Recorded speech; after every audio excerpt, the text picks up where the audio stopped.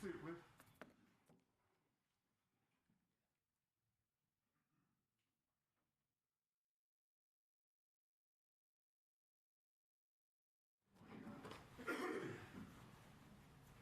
All right, we're back on. The defendants are present. I understand the state is ready to proceed.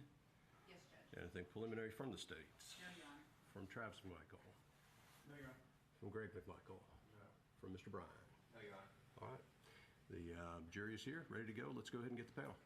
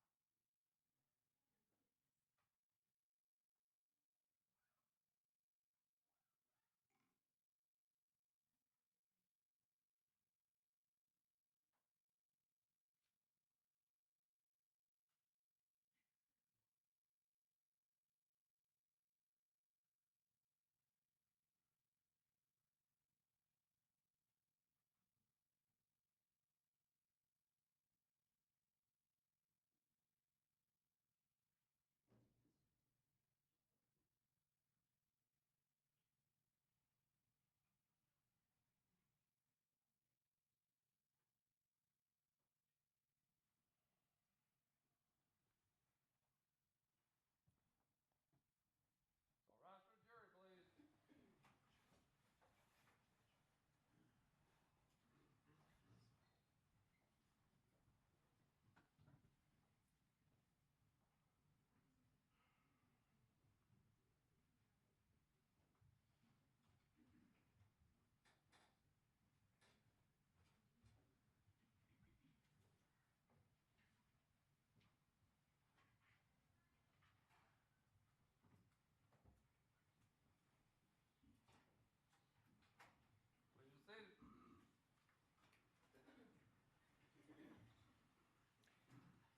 Good morning. Appreciate everybody being ready to go a little bit earlier today. Welcome back. We are ready to go ahead and proceed with the closing arguments in the case from the state. Ms. Dunkowski. Thank you, Judge. All right, good morning, everybody. Good morning. All right, so yes, the state has another 2 hours to speak to you. Now, some of you may be thinking, please, no, I understand this, I get it, I've got it. But the defense got up here and gave you a lot of information, and the person sitting next to you might have questions that you don't know. So when you get back there in the deliberation room, I want to make sure that I've covered everything so that we're all on the same page as far as the facts and the law go. So what we're going to do right now is we're going to get back to the basics. Okay, we're going to take it back down, we're going to apply the law to the facts, and that's what we're going to do. We're going to walk through this right now. So the burden is on the state to prove this to you beyond a reasonable doubt. Now, Ms. Hood, Laura Hood got up here yesterday and said, you have to be certain. That's not true. What it is it's the doubt of a fair-minded and impartial juror honestly seeking the truth. Not seeking doubt, not beyond all doubt, or to a mathematical certainty. And that's what the judge is going to charge you, okay? All right? It's just beyond a reasonable doubt. In other words, do you think they committed the crimes? Okay, if you go, yeah, I think they committed the crimes, you're good. That's all you need. Now, the defendants have raised what we call affirmative. I'm going to object to that description of what reasonable doubt is. It's clearly not the law. And there's cases recently about... Objection. Okay. The court's going to charge the jury on the definition of reasonable doubt. That is the law that will be provided to the panel. And again, if we could just have everybody argue or in argument, make sure that you are referring to the law that the panel will be charged with so that there's no confusion about the standard that should be applied. Thank you. The doubt of a fair-minded and impartial juror honestly seeking the truth. Not seeking doubt, not beyond doubt, or to a mathematical certainty. that's what the judge is going to charge you. Okay? Once again, if you believe they have committed these crimes, and the state has proven it to you beyond a reasonable doubt, you are authorized under the law to come back with a guilty verdict on all the charges. It's as simple as that. Now, in this case, the defendants have raised an affirmative defense. And what does that mean? An affirmative defense means, hey, even if you think we really did these things, because the evidence is sufficient to say, yes, we did do these things, the 4 felonies in the indictment and the murder, hey, we have an affirmative defense which justifies us doing that. For the murder, it's self-defense. For the other charges, it's citizen's arrest. So here's the thing. If you find they didn't commit a citizen's arrest, that's not what they were doing, under the law, they didn't meet the criteria. Okay, and I want to remind you guys, ignorance of the law is no excuse. It's not like, well, they were probably mistaken. You can't be mistaken about the law. If you're going to take the law into your own hands, you better know what the law is. So if you find they were not doing a citizen's arrest under the legal standard, okay, the judge is going to give you, well then, it takes it out of self-defense for the homicide, and that means they're guilty on all the charges. All right? It's as simple as that. So count 1, malice murder. Remember, premeditation is not required, and the state is not required to prove motive. All right?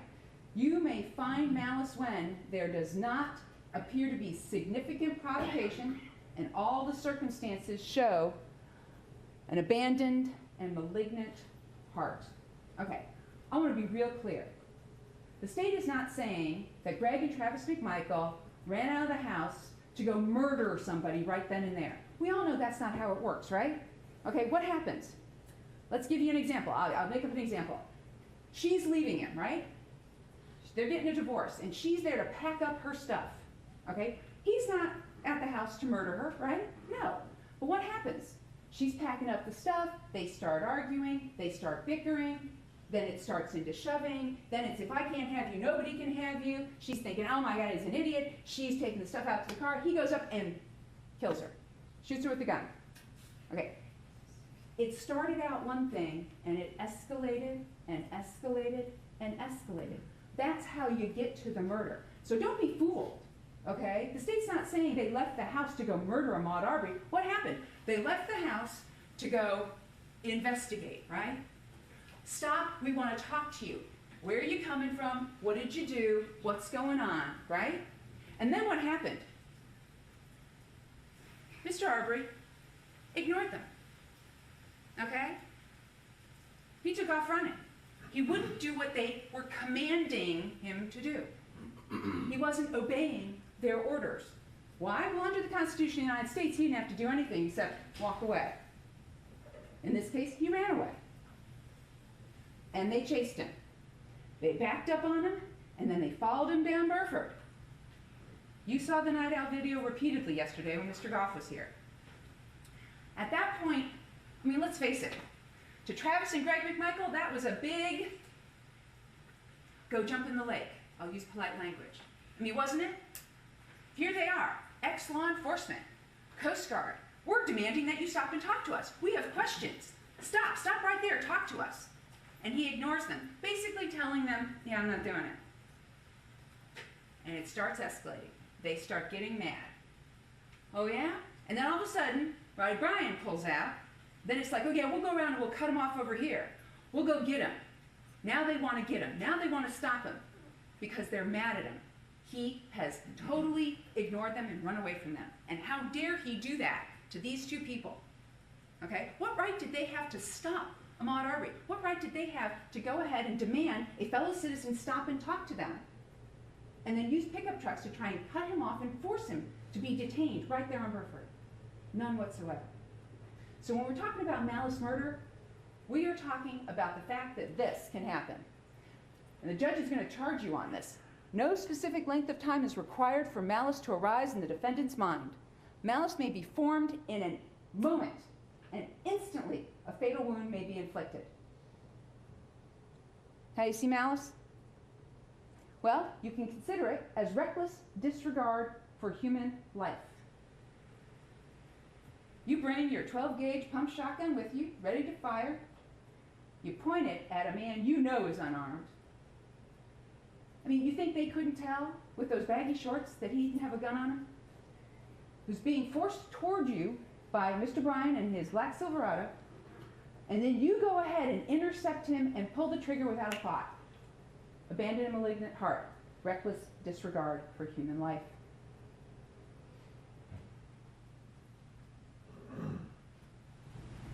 And they're in it together. Greg McMichael and Travis McMichael are acting together in concert in the truck.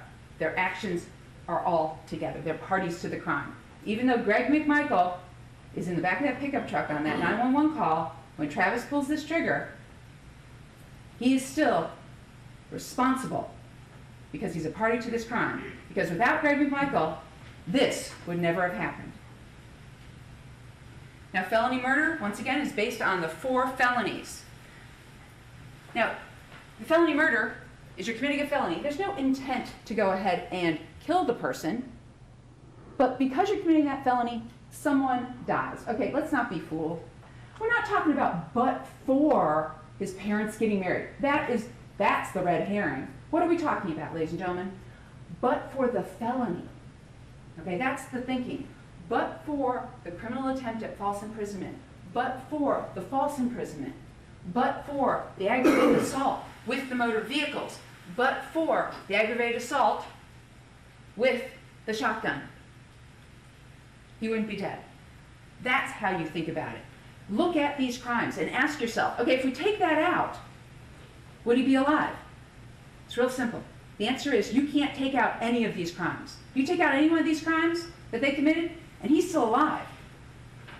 All of the underlying felonies played a substantial and necessary part in causing the death of Ahmaud Arbery. What do we have? Aggravated assault with a shotgun. Pretty simple. The aggravated assault was continuous. Started with pulling that shotgun up. Ahmaud Arbery was 30 to 40 yards away. Not an imminent threat at all. And what did it do? It ended with the pulling of the trigger, shotgun blast here, pellets right here. Did that felony contribute? Of course it did. It's the cause of his death. Aggravated assault with pickup trucks. I want to be real clear about this. You do not have to hit the person with the pickup truck. The judge is going to charge you that actual injury to the alleged victim need not be shown. What has to be shown? This. Were the defendant's actions such that it placed Ahmaud Arbery in reasonable fear of immediately receiving a violent injury? What did Mr. Bryan do? He actually ran him into a ditch. Check. I mean, Mr. Bryan right now, aggravated assault with his motor vehicle, check. Felony murder, check. Because this contributed to his death. This played a substantial part because it put Mr. Arbery in reasonable fear of Mr. Bryan and that truck. So what do we know? We know that Mr. Arbery was running back up Holmes when Mr. Bryan came back down, and he had to turn around at that blue mailbox. We don't see him turn around, but see how far he is at that blue mailbox, and he heads back toward the white truck. If he wasn't already in fear of Mr. Bryan and his Silverado, would he still be alive? Yes. But because of what happened over on Burford, because of the criminal attempt at false imprisonment and this aggravated assault, Mr. Arbery's dead. False imprisonment. You violate the personal liberty of Ahmaud Arbery. You unlawfully confine and detain him.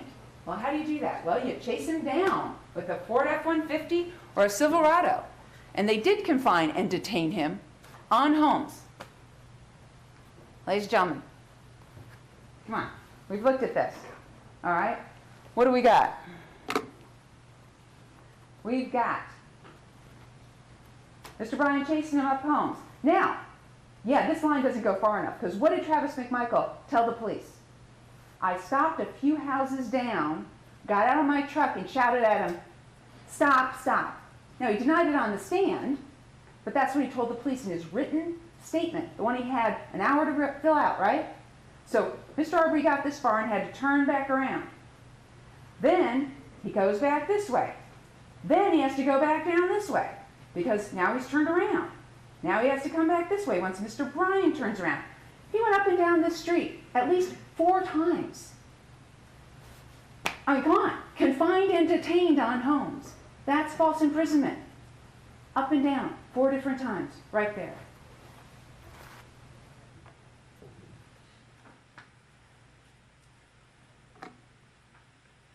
Criminal attempt. You saw the Night Owl video. You saw how fast they took off after him. I mean, Greg Michael's yelling, cut him off, cut him off, cut him off. Travis denies that he did anything to cut off Mr. Arbery. Doesn't even say he pulled in front of Mr. Arbery. But for some reason, Mr. Arbery turns around and runs back.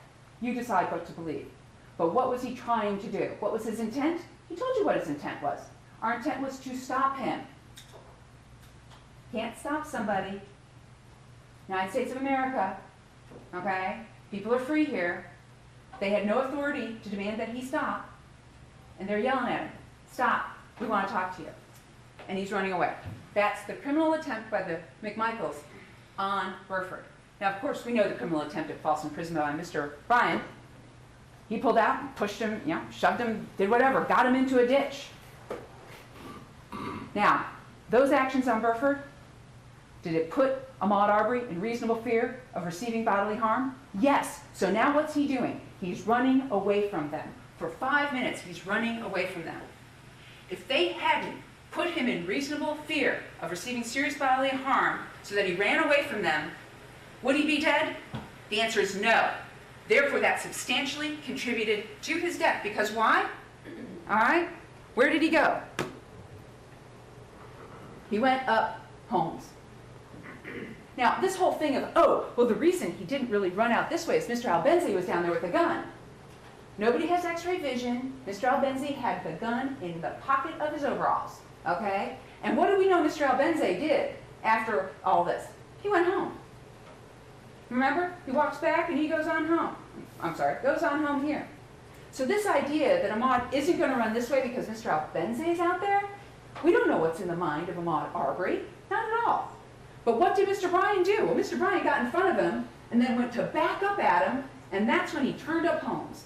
Those are the words of Mr. Bryan. I pulled in front of him, I backed up at him, and that's when he turned up Holmes. Therefore, the criminal attempt at false imprisonment substantially contributed to the felony murder. Based on that alone, ladies and gentlemen, criminal attempt at false imprisonment, guilty. Felony murder for that on all of them. Mr. Bryan included, and the McMichaels, guilty on felony murder. So, but for his actions, would Ahmaud still be alive? If he had not helped to stop Ahmaud with his Silverado, would Ahmaud still be alive? The answer is, yes, he would have been. That's all you got to think about is, well, what did he do to contribute to help the McMichaels? The answer is yes. Mr. Bryan played a substantial and necessary part in causing his death. He is responsible for the murder of Ahmaud Arbery. All right, so that brings us to self-defense. All right, I'm just going to go over this quickly. I want you to know what the basics are, the essentials, okay? Because self-defense really applies to the aggravated assault with the shotgun, okay, and the murder charges. So what have we got? One can use lethal force in self-defense, but only under certain circumstances. You can't claim self-defense if you are the unjustified initial aggressor, meaning if you started it. Who started this? It wasn't Ahmaud Arbery. If you're committing a felony against that person, once again, we're back to our convenience store armed robber. He doesn't get to defend himself against the clerk he's robbing. He doesn't get to claim self-defense. He's committing a felony. In this case, they committed 4 different felonies, including the aggravated assault with the shotgun. They started it. They do not get to claim self-defense. And then, of course, provocation. You can't force someone to defend themselves against you, so you get to claim self-defense. This isn't the Wild West. No. So there's 3 instances where the defendants don't get to claim self-defense, and they committed all of them. So once again, initially provokes the use of force against himself with the intent to use such force as an excuse. No Wild West. This is the important one. Cannot commit aggravated assault with a shotgun, with trucks, false imprisonment, or criminal attempt at false imprisonment. Any of those. Not justified in using force if you're doing any of those things. They were doing all four of them.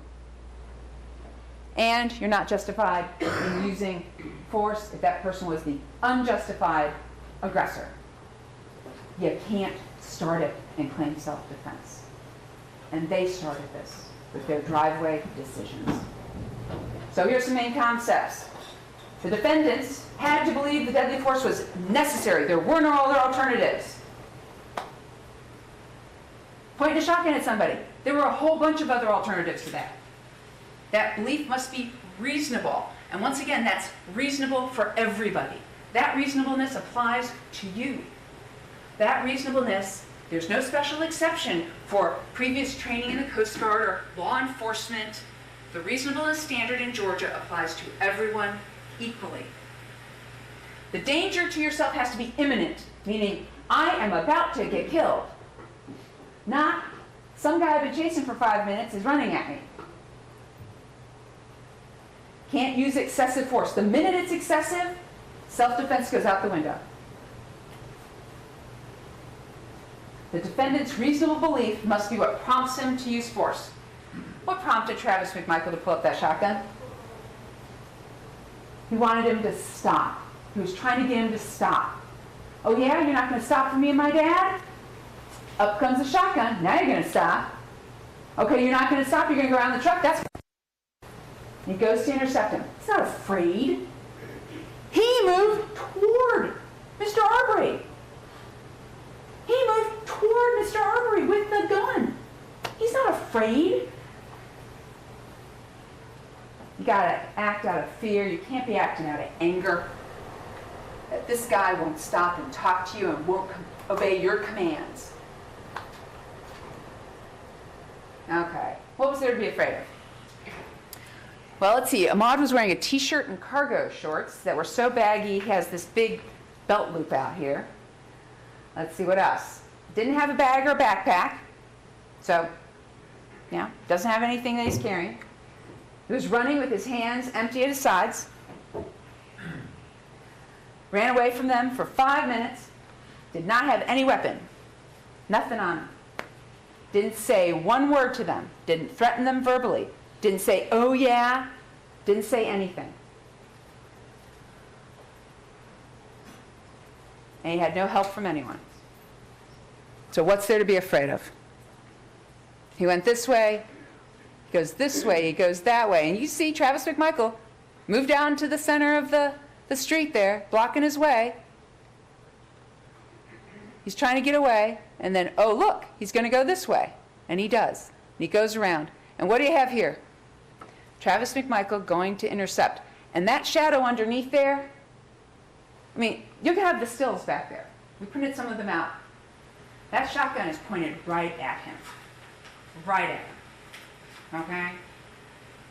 So when he gave the police that story about, oh, it was at Port Arms, and he was striking me and hitting me and striking me and hitting me, and I finally, had to do this.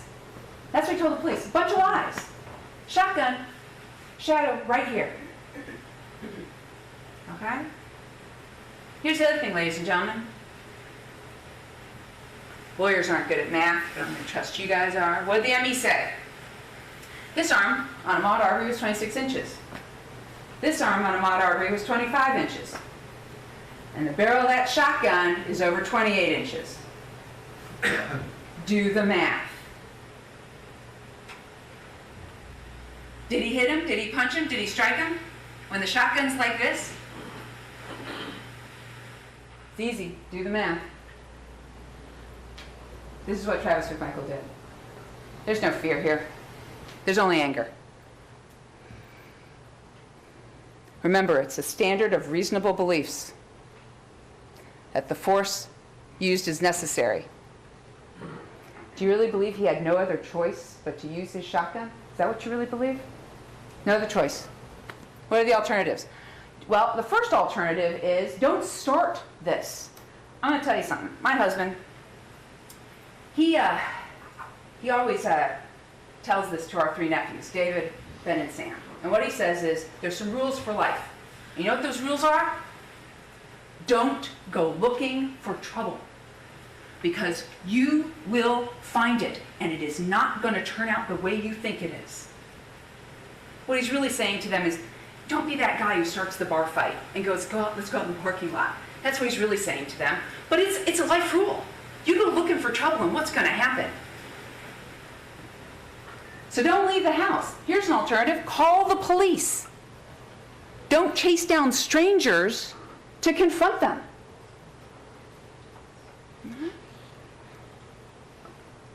Don't go after pedestrians in your truck. I mean, common sense tells you, you pull up in a truck on somebody who's like a pedestrian who's out for a jog. I mean, I don't know, are any of you runners? You ever had a strange truck pull up and have some people start yelling at you? Would that startle you? I don't know. We don't know what was in the mind of Ahmaud Arbery. But, I mean, what do you think?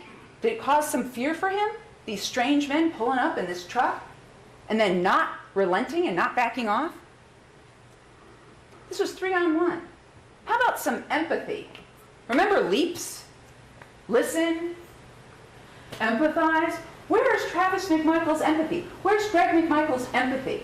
Where do they go? You know, wow, I wonder what I'm doing to this other person. I wonder what it looks like from their point of view. I wonder if we might be scaring or startling this person. I wonder if it may be so bad that they might react in a negative way. Where's the empathy? How about don't bring a shotgun with you? This is really easy. Call the police. Because what did Officer Rash want? Remember Officer Rash? He said he wanted them to be witnesses. I mean, so call the police. Follow behind Mr. Arbery at that 2 miles an hour. Where's he going to go? They could have followed him all the way back to Fancy Bluff and Boykin Ridge. On the phone going, he's turning left. He's turning right. Ooh, okay. That was a real easy choice, but did they choose to do that? No, they confronted him. They chose to confront him. They didn't need to. They didn't have to. I mean, they could have followed. I mean, he's a jogger. How fast is he going? Don't point a shotgun at people unless you're going to kill him. Don't point a shotgun at people unless you're going to kill him. How do we know he intended to kill him? He pointed a shotgun at him. How about you stay on the driver's side of the truck? Don't go around to the front of the truck. Real easy. All right, so let's go ahead and take a look at citizen's arrest, because this is really important. The law of citizen's arrest, okay? So first off, the defendants never ever said citizen's arrest. They never ever said we're making an arrest. They never said we saw him commit a crime. So ladies and gentlemen, where in the world did the citizen's arrest thing come from? Because it didn't come from the defendants on February 23rd, 2020. Where did it come from? So what is the law? A private person may arrest an offender if the offense is committed in his presence. What does that mean? Right here, right now, I saw you commit an offense. Okay? I saw you criminally trespass on that property right here, right now, on February 23rd, 2020. I saw you commit a burglary. I saw you commit whatever crime it is, it's in your immediate presence. Or within immediate knowledge. Okay, we talked about that. The guy at Walmart is not standing next to the shoplifter when she shoplifts, but in real time, what's he doing? He's watching it. We're not talking about videotapes. You can't watch a videotape from November and then have it in your immediate knowledge. Okay? Remember, the judge is going to tell you it's synonymous. It means the same thing. Meaning, in your presence or immediate knowledge means immediately you know because you saw it. That's what that means. That doesn't mean watching a videotape on February 11th with Officer Rash in front of 220 Satilla Drive. That's not what that means. A private person may arrest an offender if the offense is committed in his presence. Did Ahmaud Arbery commit any offense in the presence of any of these defendants? The answer to that is no. Boom. Citizen's arrest is gone. But yes, I am going to continue because there's some more caveats. If the offense, the one that was just committed in your presence, is a felony, Do you get why they're trying to make Ahmad a burglar so desperately? Because if all he's doing is criminally trespassing, Your Honor, again, I don't like to interrupt closings, but this is not an accurate statement of the law that the court is going to give this jury. The parenthetical is not accurate. the parenthetical is mine, totally mine. Well, Okay? I've made an objection, though. I'm asking for a She's just ruling. explaining, yeah, the parenthetical is what the state is arguing, the rest is the charge of the court. The charge is going to be provided to the panel, and with the same explanation I provided a little bit earlier on what the law is going to be, the court is going to provide you the law of the case.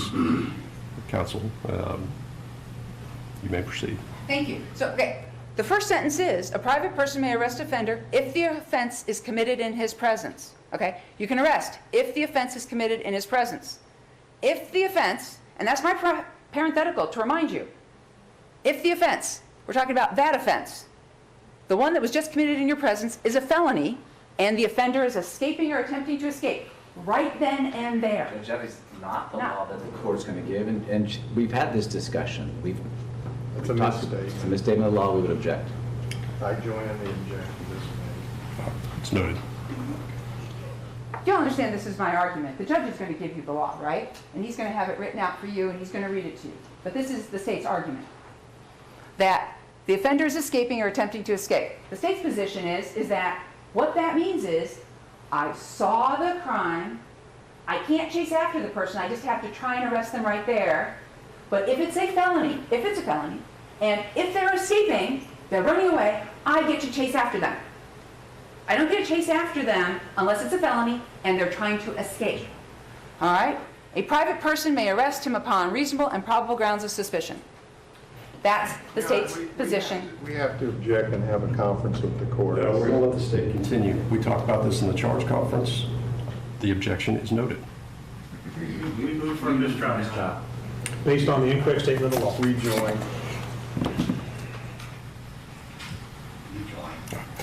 Ladies and gentlemen, if you could please just go ahead and take a step into the jury room. So rise for jury.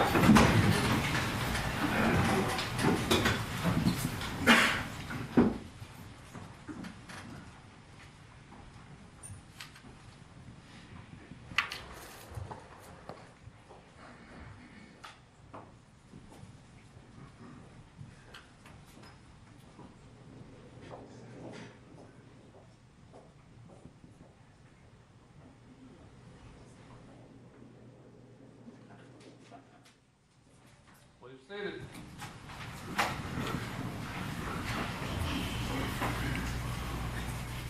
All right, the court had a charge conference Friday. I was provided a bunch of arguments over the weekend that we are making part of the record. So I understand the objection is being made to the law. I've indicated the law is going to be provided to the panel. I've indicated the court's position with respect to the law. So with that, I'd like to get the closing argument done, but I'm more than happy to hear the motion for mistrial and proceed from there. Your Honor, Based on the final draft of the charge that the court provided us, I guess yesterday morning,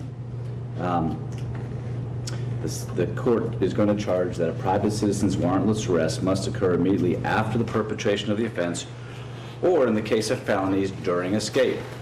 If the observer fails to make the arrest immediately after the commission of offense or during escape in the case of felonies, his power to do so is extinguished. That's not what the state's arguing. They're arguing and it's a clear misstatement. The court should simply instruct the state not to argue an incorrect statement of law rather than putting the burden back on the jury to understand what the state's saying, what we're saying, and now what the charge is saying. The court has the power to do so and should do so. In further support of the motion for mistrial on behalf of Greg McMichael, obviously, this is the last word by any counsel in the case, and to argue the state's case, which we're perfectly fine that they're doing, is to argue the facts and evidence as the law applies to them, but not as a misstatement of the law applies to them that we can't correct except by making an objection when the incorrect law is being given to the jury by the state.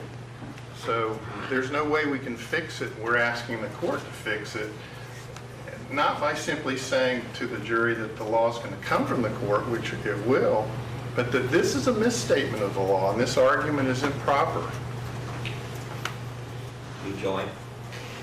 State. Thank you, Your Honor. Yesterday, the defense got up here and argued their interpretation of the law. And I didn't object at all because I knew it was their interpretation of what they believe the law to be. They went through the whole probable cause thing. They called him a burglar. They went through everything. The state didn't object because I understood that this was their position of the law as applied to the facts. I've just made it clear to this jury, and I will again, that this is what the law is, and this is how you apply it to these facts, and this is the state's interpretation of how you read this law, just like they gave their interpretation in their closings yesterday. So we ask that you deny the mistrial. Onward. Well, no. Yeah. You can argue the law, you can't argue a misstatement of the law. The state never told the jury, this is my interpretation of law, until we objected. Well, I think that's what was explained in the parenthetical, but the state does need, state needs to clarify that this is the argument based on the law that will be charged and with the law that will be charged, and make sure that we're clear about what the law is that's being charged. There was a debate about this on Friday, and I'm not going to reignite that debate in front of the panel. We're fine with what the court's decision was on the contemporaneousness of the events.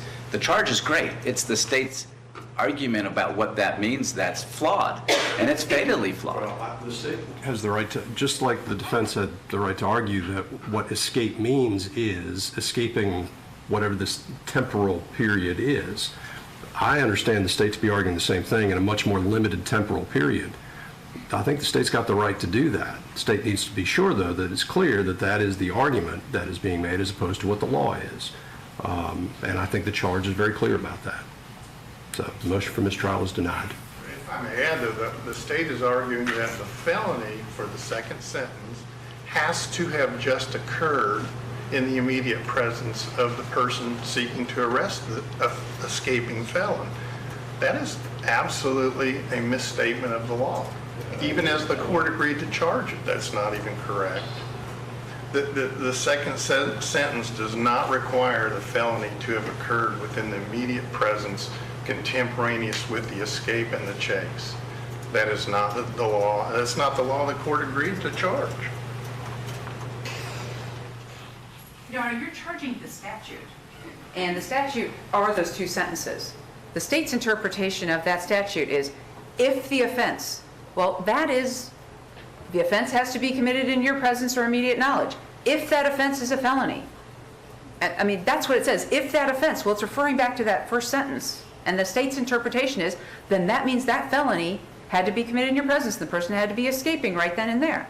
And that's the state's argument to them, that they never saw anyone escaping from a felony that had been committed that day.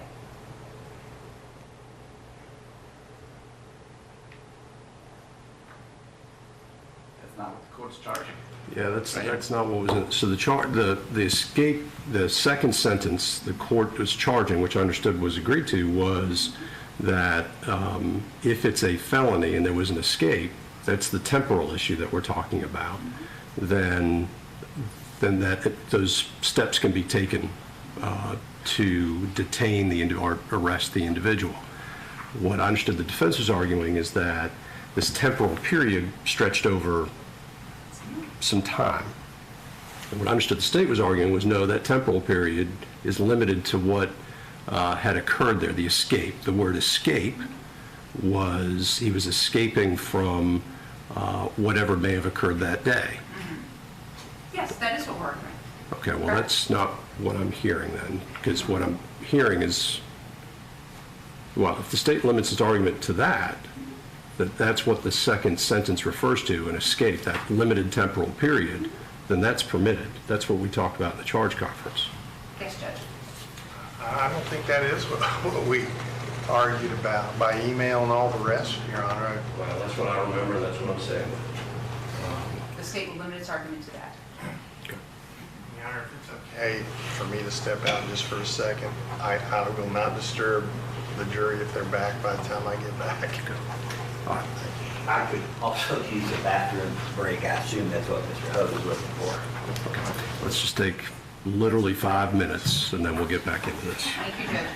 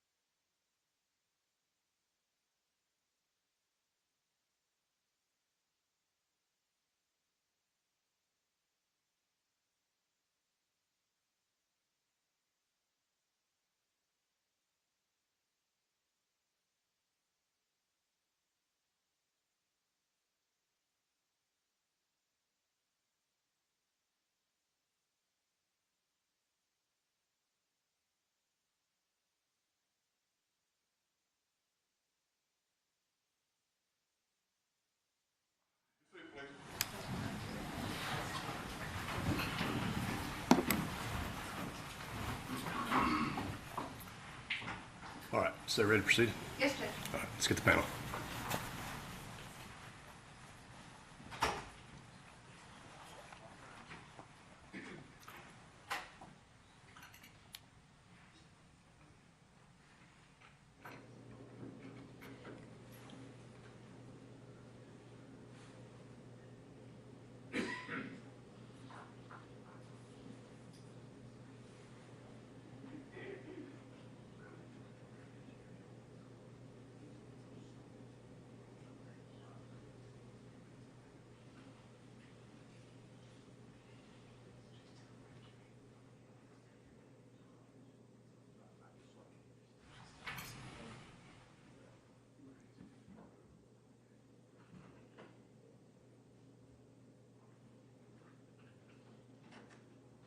All rise for jury.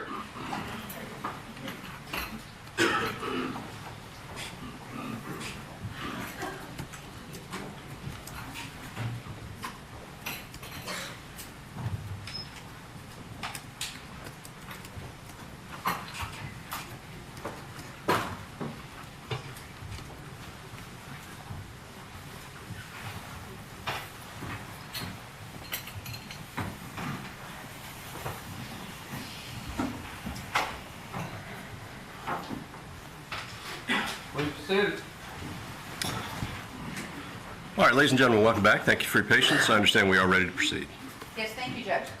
Ladies and gentlemen, like I said, the judge is going to give you the law. He's going to read it to you. He's going to give a copy to you, so you're going to have it back there with you. I encourage you to read it. So let's get back to where we were, the law on citizens' arrest. Where we are is, a private person may not act on the unsupported statements of others alone. Okay? All right, so what that means is, once again, we're back to, did the offense happen in your immediate presence or in your immediate knowledge? How do you get immediate knowledge? Meaning, immediately it happens, synonymous, right? So that isn't rumor, gossip, hearsay that a crime has been committed or that some other person thinks this other person committed this crime. You can't base your citizen's arrest on that sort of stale information from unreliable sources. That's not what you can do. Okay? You can't base an arrest on gossip alone. Facebook does not alone give you probable cause to go arrest somebody. Rumors in the neighborhood do not give you probable cause alone to go and arrest somebody. That's not what immediate knowledge is. A private citizen's warrantless arrest must occur immediately after the perpetration of the offense, or in the case of felonies, during the escape. Okay, so what's that mean? Why is warrantless highlighted? Okay, because a citizen's arrest is a warrantless arrest. You don't have an arrest warrant that, a law enforcement officer has sworn out before a judge at all. This is a warrantless arrest. And so for the warrantless arrest, under citizen's arrest, the arrest must occur immediately after the crime was committed, or in the case of a felony, during the escape. That means the person's escaping, you're chasing them, and you have to arrest them right then and there. That's what that means. Now, remember, the defense got up here and said, well, of course, how would a law enforcement officer ever arrest anybody if the crime happened over here and then they arrest them later? Well, we all know that law enforcement officers go out and get arrest warrants. Okay? That's what they do. They go ahead and they know Linda has been committing shoplifting. Okay? They get called, they witness her, she runs out. Okay? They don't arrest her that day. So what does the officer do? He takes out an arrest warrant for her. That's how she gets arrested later on the arrest warrant for shoplifting, because she wasn't arrested by the law enforcement officer on that day when he saw her shoplifting. He takes out a warrant and arrests her later. So that answers that question that the defense brought up. All right. Law on citizen's arrest. If the observer fails to make the arrest immediately after the commission of the offense or during escape in the case of felonies, his power to do so is extinguished. Okay? So, when you're in the store and the woman's shoplifting and you go to do a citizen's arrest, you have to do it right then and there. She comes back in the store 4 days later, yeah, you can't arrest her. You can't do a citizen's arrest 4 days later. It has to, if you fail to make that arrest immediately after the commission of the offense, You have no power to do a citizen's arrest. In other words, this is what we're talking about. We're talking about citizen's arrest for emergency situations. Judge, I object. Emergency situations. I object to this interpretation, which is a misstatement of the law. We join in that objection. It's noted, this is the argument that's being made. I've already addressed that. Except that it says law on citizen's arrest, not the inference, as the court was making clear to the state. Not their interpretation, but the law, it says. Okay. This maybe semantics with the slide. I don't know, and I have not gone through the slide. The law of the case will be provided by the court. All right. This is argument. This is the state's argument concerning what should be the facts of the case and how to apply them to the law. The slide, to the extent that it indicates that this is the law on citizen's arrest, is again, as I understand, demonstrative. The court is going to provide that. Ms. Donkowski. Thank you. It says, in other words, this is me sort of summarizing it for you. This is the state's argument. You all understand that, right? This is just the state's argument. And the state's argument is that citizen's arrest is for emergency situations when something's happening. They are right in front of you, and you want to go ahead and act as a citizen and arrest the person because you just saw the crime happen. That's what it's for. So what we have is, I'm sorry it says law on citizen's arrest. This is once again a summary slide done by the state. This is the state's argument to you that the crime is committed in your presence. Immediate knowledge is not the unsupported statements of others alone, that a private citizen's warrantless arrest must occur immediately after the offense, and if it's a felony and the offender is escaping or attempting to escape, you can chase them and then make your arrest. Okay? That's it in a nutshell, right there. All right. So, we're going to apply that law to the facts of this case, right? So, what crime are we talking about that they thought he had committed? Was it clear to you at all, based on their closing arguments, what they were talking about? All right. Well, it can't be October 25th, 2019, because Ahmaud was on the dock, and he didn't take anything. All right? So, what do we have? Well, we don't even have criminal trespass, because criminal trespass is when you enter on the property of someone else to do an unlawful act. All right, you decide. Did he enter onto 220 Satilla Drive on the dock to commit an unlawful act? Well, go ahead and look at the video. Didn't touch any of that stuff. Didn't steal any of that stuff out on the dock. Wandered around and looked around on the dock. All right? Let's talk about Larry English here. Larry English was not concerned about people there in the daytime. He didn't bother to even collect those daytime videos. Kelly Parr told you, yeah, there was a Sunday, I saw Ahmaud there in the doorway. You know? We don't know if it was December or January. Larry English couldn't have cared less. Might have been instances of other people there during the day, but he couldn't remember because he didn't care about people coming on the property during the day. What did he tell you? He told you he could remember his subcontractors were there, the kids came over there, and Mr. Billy. Don't know who Mr. Billy is. He would sometimes shut off the video cameras and not turn them on for days. Remember in his deposition, he said, yeah, I'd shut them off because they kept going off, because people were over there, and I'd forget about them and not turn them on. Okay, so he's concerned about his property, but he's concerned about liability because of those kids. He doesn't want one of those kids falling off his dock. Per Larry English, he's a contractor. And by the way, Larry English is the one who referred to it as a construction site. Remember? During his deposition, he called it the construction site. In his experience, it's very common as a general contractor to have people come in and out of the construction site. And what did he tell you? He told you this in his deposition. Nothing had ever been stolen from the construction site in all of 2019 and the first 2 months of 2020. Let's be really, really clear. This whole boat thing, that's a red herring. All right? Total red herring. Nothing had ever been stolen from the construction site. And you can see how much stuff is in there. You got lumber. You got all this stuff. Mr. Arbery never shows up with a bag doesn't back a U-Haul up to it and start loading out that big saw or anything like that. What does he do? He wanders around inside for a few minutes and leaves. That's all he does. But during late October or the beginning of November 2019, we have no idea what the actual date is, Larry English climbs up a ladder and looks down into his boat that's parked there and goes, "Oh my gosh, my stuff's missing." Okay, he notices it sometime in the end of October, beginning of November. He can't even tell you what date that was. Okay, and he calls Rash. He goes, "Okay, Rash, what do I do?" And he talks to Rash about this and says, "Well, I don't know when the stuff was stolen. I don't know who stole it. I think it was my subcontractors who stole it. They're the first suspects." But he also notes that the boat had been back and forth to Douglas where he lives during this time frame. So Larry English, when he's talking to Rash, now knows, I don't know when it was stolen, I don't know who stole it, I don't know where the boat was, and he decides to not even get the police involved. Because what does Rash say? If you want to report it to the police, what do? Call the non-emergency number, and an investigator will come out and take a report from you.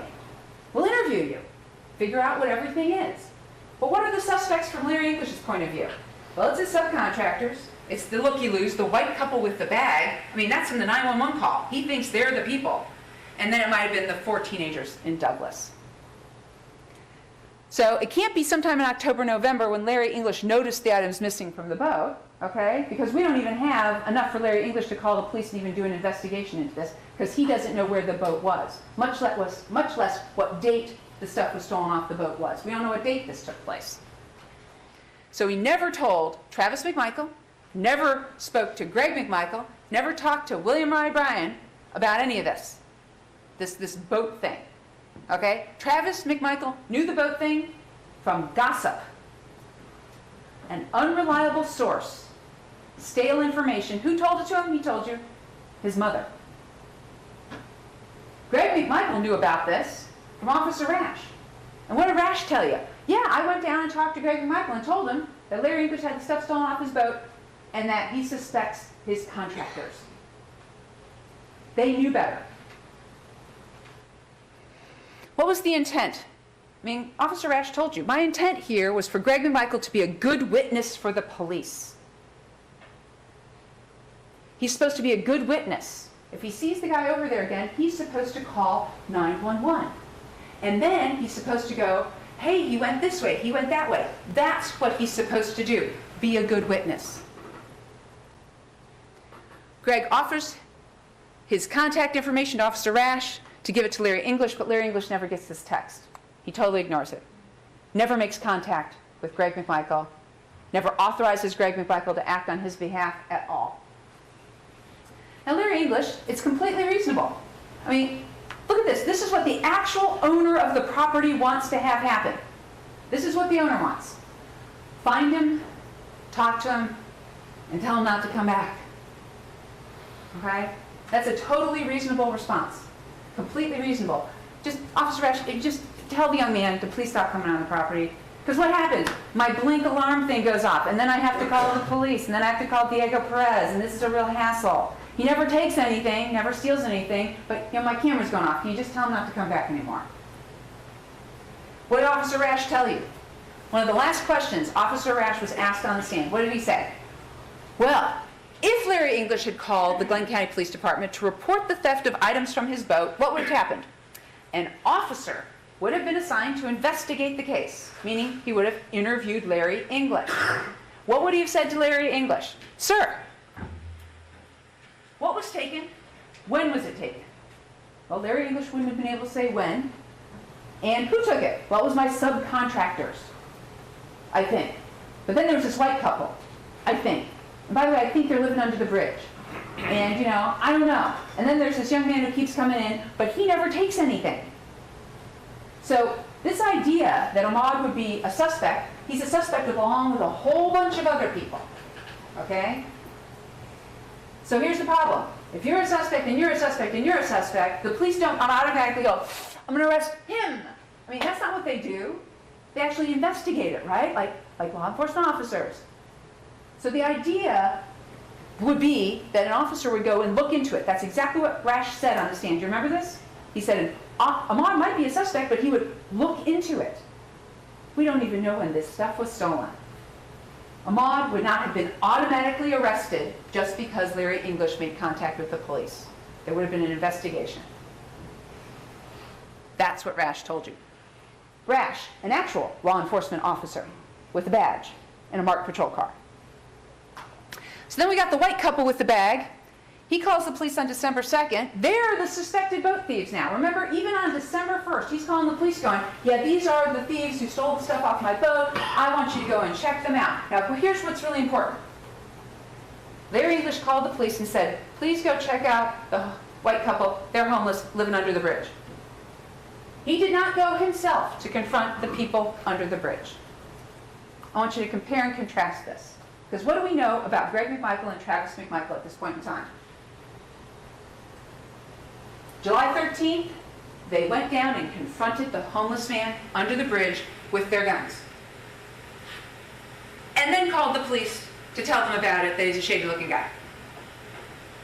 February 11th, Travis McMichael runs home, tells his dad, they get their guns, and they head back down to 220. He says, I'm calling parked in front of 220. All right? Where's Greg McMichael at that time? He's inside with his gun, about to run into Diego Perez, who's inside with his flashlight and his gun. Neither Diego Perez or Greg McMichael bothered to tell Officer Rash that they had both been inside already with their firearms on February 11th. Did they? Nope. And you'll note that the 911 operator stayed on the phone with Travis McMichael the entire time until Officer Rash arrived. That's important. Stayed on the phone the entire time so Travis could keep reporting what he was seeing.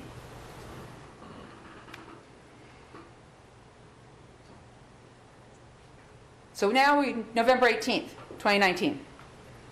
They don't know anything about November 18th, 2019 until they're shown some videos on February 11th of 2020.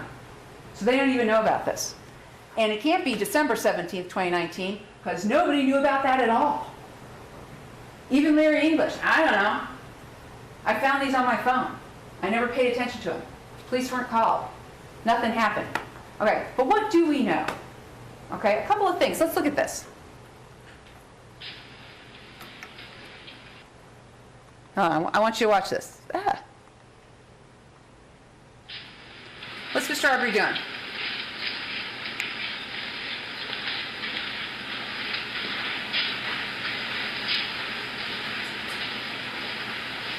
More importantly, what's Mr. Arbery not doing? All right. Here's the thing. All right. I'm gonna do this. I'm really scared, but I'm gonna do it. It's pitch black. Okay, it's pitch black. I'm in the house. I can't see. Okay, I know there's a table. I seriously do. There it is. Okay. Did you see Mr. Arbery do that? Did you see him do this? Did you see him run his shin into anything? Did you see him run into any of this furniture or this equipment? They keep claiming it's pitch black in there. Does he look like it's acting like it's pitch black? Okay? No. I don't know how he's seeing. I don't know if it's the street light. I don't know if it's the moonlight. I don't know if it's a combination of those things. But for him, he can see what's going on inside. Right here. Just skirted that lawnmower. Didn't run into it. Didn't bash his elbow on it.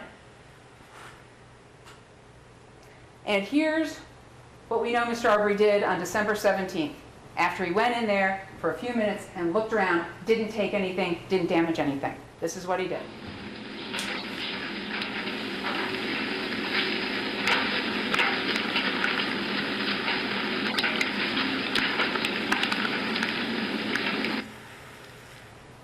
There we go. So, can't be February 11th, 2020. That's not the crime we're talking about that they're trying to do a citizen's arrest for. Because a private citizen's warrantless arrest must occur immediately after the offense. If you fail to immediately arrest, you can't arrest later. Okay? And what do we have here? Well, we know what we have here. We have a criminal trespass, at the most, according to law enforcement officer Rash, who then said it was loitering prowling. But first off, I want to address this. Empathy, once again. Where's the empathy from Travis McMichael? Travis McMichael's point of view is, I pulled up and I got out of the car and had a confrontation with this guy because I was about to say, what are you doing here? And then he put his hand near his pocket, and then I jumped back in my car. Well, okay, let's think about this. Empathy. Do Ahmad's actions afterwards, does it look like he thought he was just in a confrontation when he walked into the house on February 11th? What did he do when he walked in the house on February 11th? Wandered around, looked around for a few minutes, and was gone by the time Diego Perez gets over there with his gun, right? So what do we got? Does it look like he just saw someone in a car out front and it was no big deal to him? I don't know. I don't know what he's thinking. I have no idea. You saw the video. What does it look like from the video? Is he in there hiding? Is he in there crouched down? Or is he just wandering around as usual inside? Remember, no one had ever told him to not be on that property. So, the thing is, what you're saying to me is you're going, but Linda, the defense got up here and said he's a burglar. He's a burglar, and he committed all these burglaries. Well, why are they saying that? Well, because they want it to be a burglary, so that it's a felony, so that if he's escaping from that felony that he committed, that burglary, they can chase him down. But they didn't know he had done anything that particular day on February 23rd, 2020. What's burglary? When without authority and with the intent to commit a theft therein, that person enters or remains within the dwelling of another. Okay. Criminal trespass. When that person knowingly and without authority enters upon the land or premises of another for an unlawful purpose. Okay, so what do you got? Kind of really similar. One's a felony, one's a misdemeanor. Right? Criminal trespass, a misdemeanor. So what's really important right now is, what did the defendants know on February 11th, 2020? What did they know? It's got a dumpster out by the driveway. There's some blacks right in there. Is that right? Yeah. They, matter of fact, I don't come to think of it, I kept forgetting about them. They have some kids that age that hang around that house. Yeah. Well, I've been there for an actual a report of an alleged assault or whatever, and it's the kids they have are only females. Now, I don't know if it's one of them's boyfriend. They only had daughters there, so it could be, unless somebody's moved in with them, whatever. But yeah, nobody seems to know who this kid is, where he's coming from. But like he's always, all the times on the video that Mr. English has sent me, he sent me one now, it's always been just in there plundering around. He hasn't seen him actually take anything. I said, so, you know. It's criminal trespassing. Yeah, very least, so. Loitering and prowling. I had it reported. It's stolen on the 1st, right down the road. Now, we did have, I took a report down the road here, the house on the corner, the guy where the Jeep and all is, he had some stuff stolen, some guns stolen, but we got on video the car, the people that come in and stole them, they were from another neighborhood. Yeah. How y'all doing? What's up, man? Hey, bud. Good. What did they know? In front of Travis McMichael, Greg McMichael specifically says to Officer Ash, this is criminal trespassing, a misdemeanor. Why is it criminal trespassing? He's never taken anything. He's never stolen anything. Nothing had ever been taken from the construction site. Officer Ash says it's loitering and prowling. So on February 11th, 2020 at 7:30 at night, Travis McMichael and Greg McMichael know there's absolutely no evidence that Mr. Arbery has committed any felony or theft from the construction site, from the owner himself, and from a police officer. This is what they know on February 11th. What was Officer Rash's plan? This is important. Officer Rash, Glenn County police officer, what was his plan when it came to Mr. Arbery? Was to get his identity information, inform him that this was private property, call Larry English in front of Ahmaud Arbery, put him on speakerphone, let the owner, Larry English, make the decision to either just ask Ahmaud not to come back or to have the police trespass him, meaning I'm giving you an official trespass warning. If you ever come back here again, you'll be arrested. This was Officer Rash's plan. Reasonable. This is what Larry English wanted. Just somebody tell him to not come back, please. That's all. That's all. Robert Rash took the stand. He said a couple more things that were very, very important in this case. How do you identify a burglar? He was asked by the defense this. What did he say? Caught taking something from the house. This is your Glenn County law enforcement officer Rash, who's on the case, has been talking with Larry English constantly, knows all about this. What did he say to the defense? How do you identify a burglar? Because they get caught taking something from a house. Then he was asked, but wait a second, isn't burglary you enter with the intent to commit a felony or theft therein? What did he say? How would I know what his intent was? Right. Right. How would Officer Rash know what Ahmaud Arbery's intent was? Right there. Said it right in the stand. But the defense, of course, says, well, there are things of value in there. Okay, but those things of value have been in there. They were in there all of 2019. They were in there October, November, December, January, and February. And they were never stolen or taken. Ever. By anyone, including Mr. Arbery. It's not a burglar. Okay? So how do you analyze this case? Well, was it a citizen's arrest? You decide.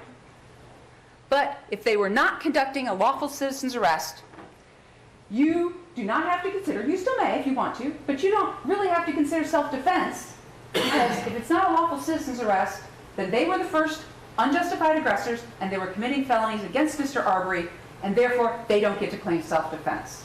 And you can go directly to the charges in the indictment. All right, so it's not a citizen's arrest. This is the state's argument. No crime, not a burglary, not criminal trespass committed in the defendant's presence. None whatsoever. The suggestion that the victim committed a burglary in 2019, you can't arrest him now because he's not escaping from those things. Think about this. How is someone escaping from October 25th out on a dock? How is someone escaping from February 11th, 2020? On February 23rd, okay? That is irrational. Wanting to question the victim demonstrates their uncertainty on what he had done that day, and wanting to question the victim demonstrates a lack of immediate knowledge which is required for a lawful citizen's arrest. They didn't see him commit any crime that day. And the state's not saying he wasn't in 220, 220 Satilla Drive. We all know he went in there and wandered around and then came out and then ran off down the street. We all know that. They didn't know that. So let's go ahead and take a look at the evidence in the case. So first off, once again, where are we? Satilla Shores, Royal Oaks is next door, Fancy Bluff, that's where Ahmaud Arbery lives. There's US 17, expressways over there 95. Ahmaud Arbery. Yesterday, Laura Hogue got up here and she gave you Criminal Defense 101. Usually Criminal Defense 101 is no crime actually took place. Well, crime's on video. My client didn't commit the crime. Well, yeah, your clients are on the video committing the crime. Criminal Defense 101, step 3. It's the victim's fault. Standard stuff. Malign the victim. It's the victim's fault. I know you're not going to buy into that. It's offensive. He lived 1.8 miles away. There was his residence. There's the house under construction. Only 1.8 miles away. February 23rd, 2020 at 1:08 p.m. Mr. Arbery walks up to the open, unsecured construction site. We have our Olson video. Remember, it's off by an hour and 5 minutes. Per the video from inside 220, Mr. Arbery does not take anything, just does what he always does, wanders around and leaves. It's not a burglary, okay? How would you know what his intent was? Well, did he steal anything? No. Did he leave? Like he always does? Yes. It's a Sunday afternoon. and Mr. Albenze calls the non-emergency police line at 108. I said to him, why didn't you call 911? Because this was not an emergency. It wasn't an emergency. Mr. Albenze. It's just another guy over at that house, again, the house that's unsecured, doesn't have a fence, doesn't even have no trespassing signs on. Can you send somebody out when it's convenient? Not an emergency. Greg McMichael is in front of 230 Satilla Drive alone, and he sees Mr. Arbery running down the street. Driveway decision 1. How do we know he didn't witness any crime? But the whole thing started when I saw this guy running down the street. He does not know that Mr. Arbery was inside 220. He only sees him running down the street. Travis McMichael certainly didn't know anything. He's inside, on the sofa. Greg McMichael assumed the worst. And so I thought, well, you know, he's running from somebody. He's just done something. You know, he might have hurt somebody or whatever, because, you know, this guy's been in and out of that damn one house over and over and over again, got him on videos and everything. That is not sufficient for a citizen's arrest. This is not probable cause. This is, I don't know what in the world this guy was doing, but he's running down the street real fast. That's what this is. And remember, he's talking to the police about what he believed Ahmaud Arbery had done that day. He must have done something today. He's running down the street. Let's chase after him with guns. That's what happened. Driveway decision. Greg McMichael chooses to arm himself with a handgun. Travis McMichael chooses to arm himself with a pump shotgun. These are their choices. Travis McMichael had his cell phone, but Greg McMichael does not take his cell phone to him. All right. This is really important, ladies and gentlemen. On February 11th, the 911 operator stayed on the phone with Travis McMichael the entire time. Right? So if Greg McMichael had actually made contact with the 911 operator, what would have been happening inside the truck? He'd have been on the phone with that 911 operator going, yeah, he's going this way, he's going this way, he's going that way. Okay? The fact that Greg McMichael was not on the phone with 911 giving them a play-by-play tells you that Travis and Greg knew they had not called 911. Travis knew his dad hadn't called 911. Okay? Neither one of them called 911. They had no intention of calling 911.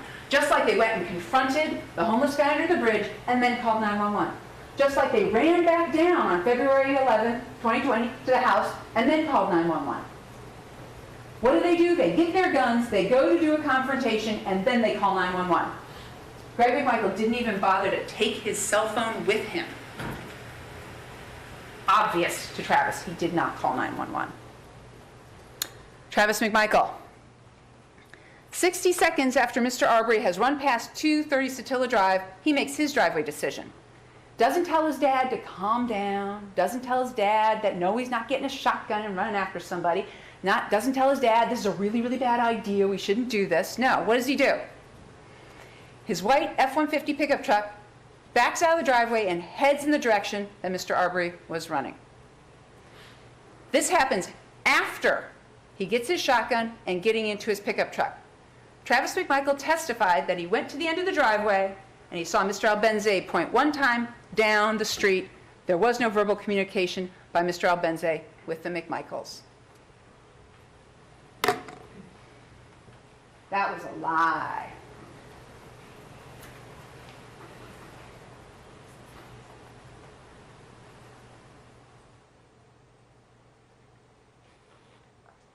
I'm going to focus your attention up here, ladies and gentlemen.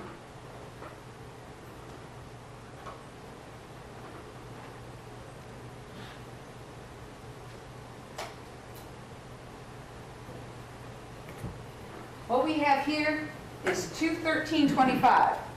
Can y'all see this okay? Am I blocking your way? All right. So what we have here, as you can see, is Mr. Albenze, right? Here's the black car. Remember the black car goes by, then Mr. Arbery runs the other way, down this way, right? So let's go ahead and play it. There goes the black car. Mr. Albenze's there. There goes Ahmaud. Do you see him? Right there. Ahmaud's running. There he goes, right there. You see him? Down the street. And there he goes. All right? Then what happens? See the white truck right here? You're looking at it? Somebody comes out, goes to the door of the truck. Mr. Albenzi is still right here underneath the tree. Somebody else comes out. Do you see the second person come out and go around the front of the truck? Greg McMichael. Because where's Greg McMichael? Greg McMichael's going into that, sit in that car seat, right? Second person comes around. Then what happens? Then Mr. Albenzi walks down the street. He's walking, he's walking, he's walking, he's walking. Truck pulls out. Wow. Truck pulls out. Mr. Albenzi does his pointing when the truck is already pulled out and going down the street. Want to see it again? Back it up.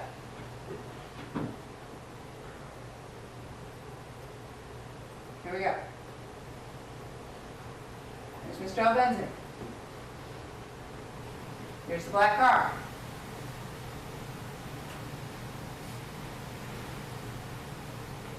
There goes Ahmad, running down the street. There he goes.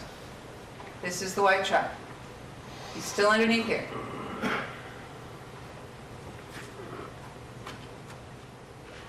There comes somebody to the truck. He's right there. There comes Greg McMichael. He comes around. He gets in. Then Mr. Albenzi starts walking down the street.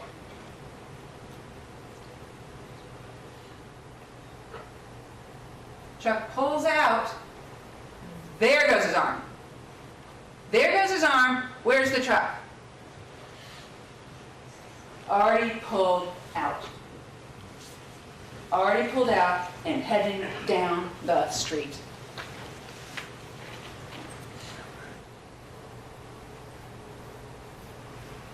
All right. Should you trust the statements of Travis McMichael? Now, let's go ahead and first take a look at this.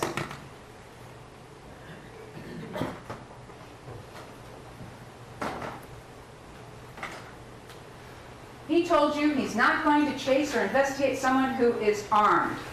And yet all he talked about was, well, he kept reaching in his pants, he kept reaching in his pocket. Well, did you think he was armed or not? Then what did he tell you? This is what I was thinking.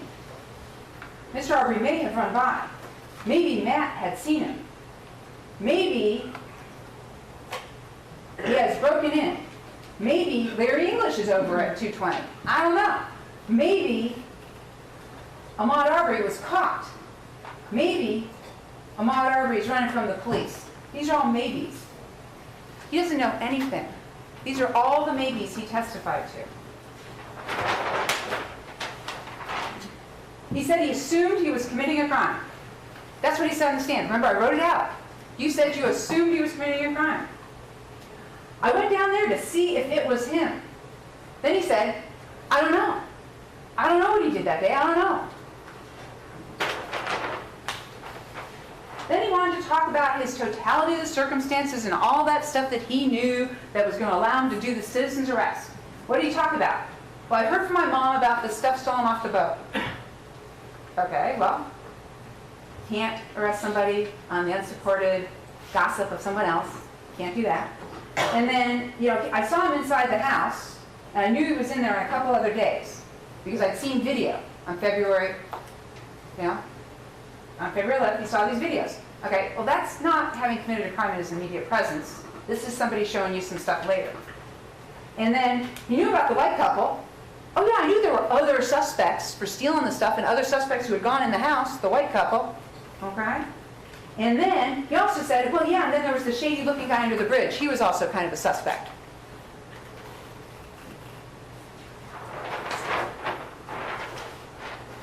He said, I want to talk to you. I want to talk to you. What happened down the road? I was ordering him to stop.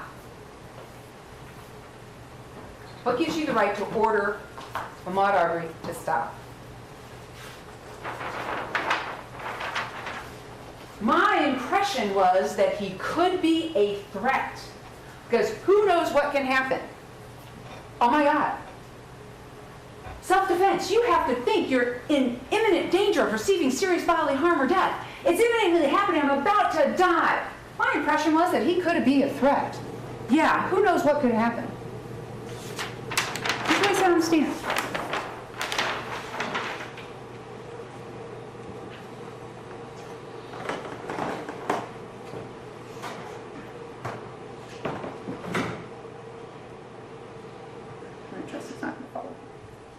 All right, so what else have we got? If Greg had called 911, he still would have been on the phone with 911. We know that. That's how 911 works. They stay on the phone with you. He knew he wasn't on the phone with 911. He told you he didn't know what his father was saying to Ahmaud. Really? Does anybody believe that? That he's in the car with his dad, but he has no idea what it was that his father was actually saying to Ahmaud as well as what he was saying? Now, what did he talk about? He talked about that like continuum of the use of force and blah, blah, blah. Level 2 is commands. Okay. I'm sorry, how do police officers command people to do stuff? How do they usually do that? Because police officers, I mean, are they yelling at you? Or are they politely saying stuff to you when they're commanding you to do things? Do you believe for a minute he was talking softly to Ahmaud Arbery? What's going on? What are you doing? Please stop for me. Do you really believe that for 1 minute? I'm going to ask you another question. Do you think this Travis McMichael who took the stand was the same Travis McMichael from February 23rd? You think they're the same person? Or you think this is trial preparation? What tone of voice do we have being used by the McMichaels? Hello. 911, what's the address of your emergency? I'm out here at Satilla Shores. There's a black male running down the street. Satilla, where at Satilla Shores? I don't know what street we're on. Stop right there! Is it? Stop! Travis! Sir, hello? Ask yourself, was that the tone of voice being used? Well, yes, we know it was. He just said, stop, God damn it, stop, to Mr. Arbery, in that tone of voice. All right, use of force continuum. Presence. Did not have, no badge, no uniform, no authority. Just some strange guys in a white pickup truck. Strangers. Verbal commands. They don't have any authority to use verbal commands. This is a fellow citizen. This is another human being. They're pulling up on him, and they're commanding that he stop and talk to them. And then, of course, he skipped level 3, level 4, level 5, and went right to deadly force. Boom. Someone's dead. Claims he didn't cut off Ahmaud on Burford, did not get out with his shotgun. I don't know, you believe any of that? Told the police he got out of his car in Holmes, a few houses down, and yelled at Ahmaud to stop. Now he says that didn't happen, and his convenient excuse is, I was really confused. What did he say the Coast Guard goals were? To not escalate, but to keep everyone calm and cool. You don't want anything to escalate. But then he tells you, oh, but you pull out a shotgun and point it at somebody to de-escalate a situation. What are you talking about? Does this logic make any sense to anybody? Travis McMichael never said to the police, I was making an arrest, I was trying to arrest him for the crime of this. Wouldn't that be really, really important? Hey, I was trying to effectuate a citizen's arrest for this crime that I know he committed. Wouldn't that be something you'd tell the police? Never once. Never told Mr. Arbery he was under arrest. Never said, I saw him commit the crime of blank today. Because he didn't, he was sitting on his sofa. Never said, I was afraid he was going to hurt my dad or pull him down. Never even mentioned being afraid for his dad. Not once. Anything about the English's boat or anything being stolen from 220. Never mentioned it. Never talked about it. 2-hour and 45-minute interview. Doesn't talk about any of this stuff. Assume the worst. Here's what he did. So he stopped, and I said, hey, just want to talk to you, where are you running from? Where are you going? This is what he says he said. He's asking Ahmaud about what he was doing that day. That day. because he didn't know what he'd done that day, but he assumed the worst. He must have committed some crime. What's your emergency? There's a black man running down the street. What did Agent Seacrest tell you? GBI agent, I can't compel anyone to speak to me. They knew better, just like Agent Seacrest knows. I can't compel anybody to talk to me. All right, let's go ahead and talk about Defendant Bryan. 307 Burford. You've seen his night out video. I'm not playing it for you again. It's motion activated on the porch. Travis McMichael's white 150 pickup truck comes in front. Driveway decision. And this is important, ladies and gentlemen. This is really important. Y'all got him?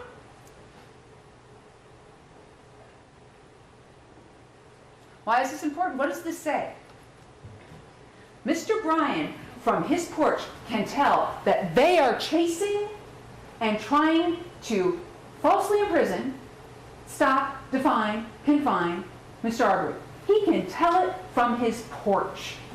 He knows exactly what they're doing. Y'all got him? He knows what they're doing, and you know what he chooses to do? His independent own decision. I'm going to go join him to try and stop this guy, confine and detain him. He just joins in and starts helping. His driveway decision. That is what being a party to the crime is. You go to help some people who are committing some crimes, trying to stop this guy and detain him and confine him. He joined in. Y'all got him? He knew exactly what the McMichaels were doing. What did Mr. Bryan tell you? So I just kind of sat there for a minute and didn't really know what to do. And then he was trucking. So I mean, he closed in on me quick. And as soon as he got up to me, I overshot the road. I was kind of angled. I overshot the road and forced him to go down into the ditch right there. Aggravated assault with a pickup truck on Mr. Bryan's verdict form? Check. And I angled my truck at him again. I think he kind of turned around. I missed him or whatever. I missed him. He was intending to hit him. I missed him. I mean, when you say, well, I missed him, what does that mean you were trying to do? You were trying to hit this person. Then at the scene, he tells Officer Minshew, one time when I cornered him up over here on Burford, he was trying to get in my truck. He tried to get in my door. Okay. Trying to get in his door. Or, Mr. Bryan, did you get so close to Mr. Arbery that Mr. Arbery had to push off from your truck, getting white fibers from his t-shirt and his palm print on your truck? Because you got so close to hitting him, he had to push off to get away from you. I mean, I can't say for sure that he wasn't on the door. I didn't give him a chance to get to the door, but after I angled him off the side of the road, you know, and I kind of went on past him because I didn't hit him, wish I would have, might have took him out and not got him shot. But you know, I probably got past him a little bit, and he comes up on me, and I could see him in my mirror, and he was coming to the door, and I see his hands right behind the door. After I angled him off the side of the road, I kind of went on past him. I didn't give him a chance to get to the door. Yeah, towards the entrance, but I confronted him again. I angled at him again. We're now at aggravated assault number 3. Before we got to the road he was lying on, right at that house that's on the left-hand side, you're heading towards the entrance of the neighborhood. So he confronted him once again right there at that corner of Holmes and Satilla. I was fixing. I put it in reverse and was going to back up at him. And that's when he made his move to go down the road it happened on. Felony murder, right here. Felony murder for criminal attempt at false imprisonment. Felony murder for aggravated assault with a pickup truck. Mr. Bryan kept Mr. Arbery from running down Satilla Drive and out of Satilla Shores. He redirected him up Holmes. But for those actions, Mr. Arbery would be alive. Played a necessary and substantial part in the death of Mr. Arbery. All right, so I backed up and started going down that way. I think I angled at him again.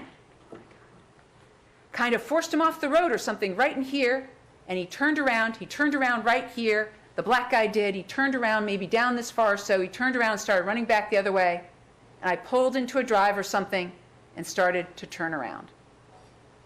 fourth aggravated assault with a pickup truck. There's his route.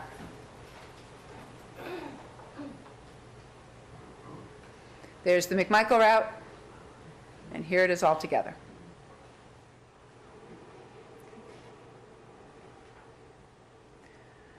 So once again, ladies and gentlemen, the indictment. How in the world could defendant Brian be held responsible if he was in his Silverado filming the murder at the time Travis McMichael murdered Ahmaud Arbery? How can Greg McMichael be held responsible? Okay, it's real simple. Party to a crime.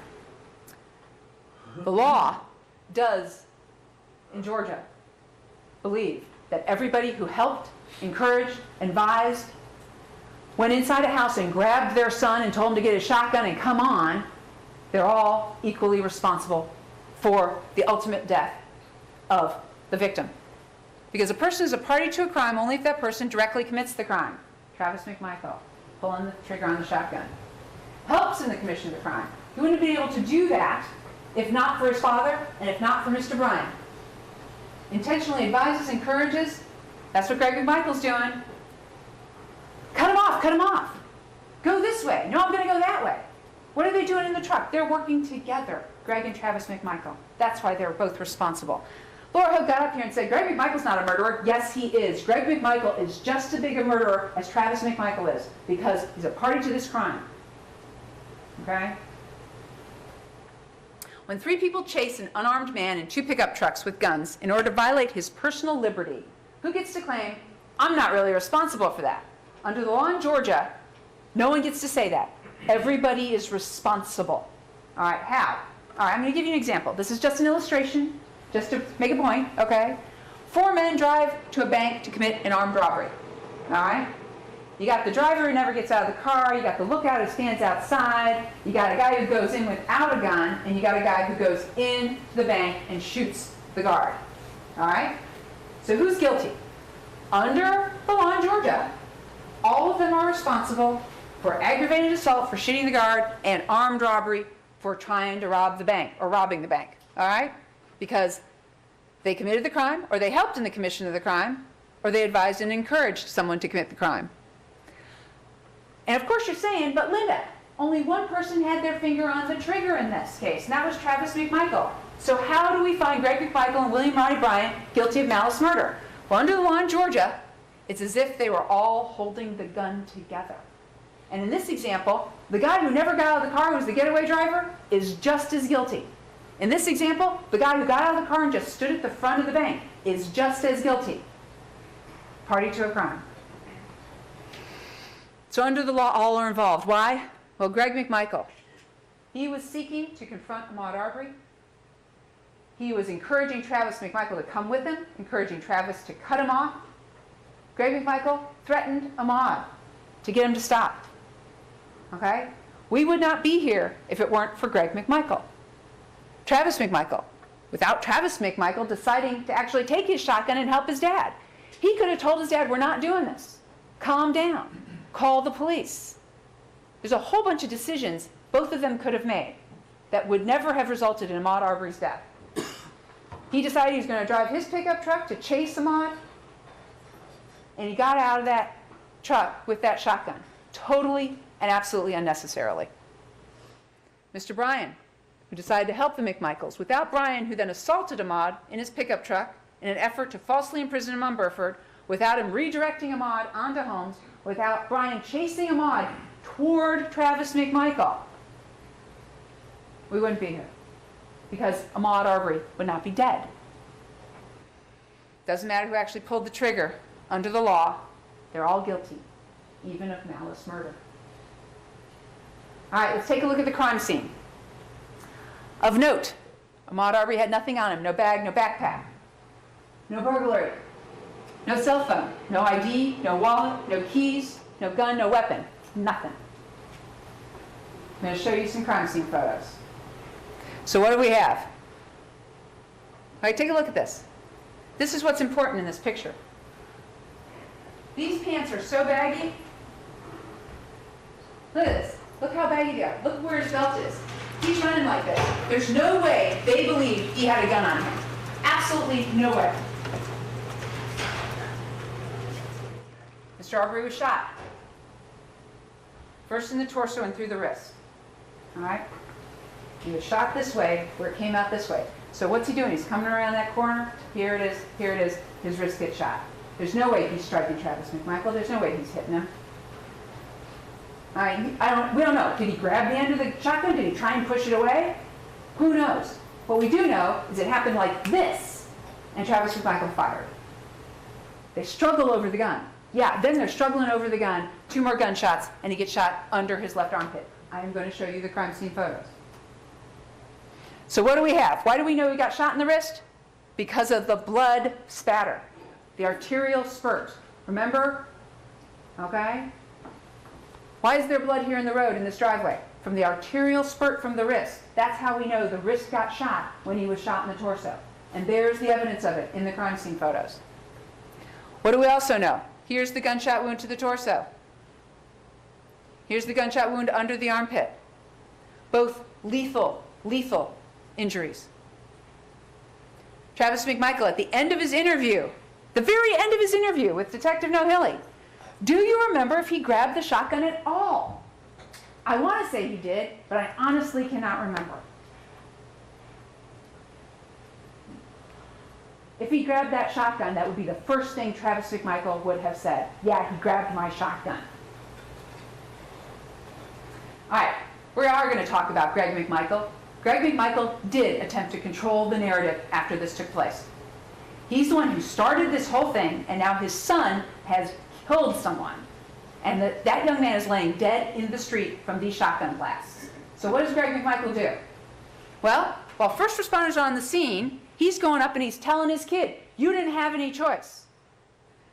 He goes over and he talks to Brian to find out what he saw. Oh, he's got a video. He goes over and he talks to Diego Perez. He's outside the crime scene tape, wandering around, talking to people. Someone brings him his phone.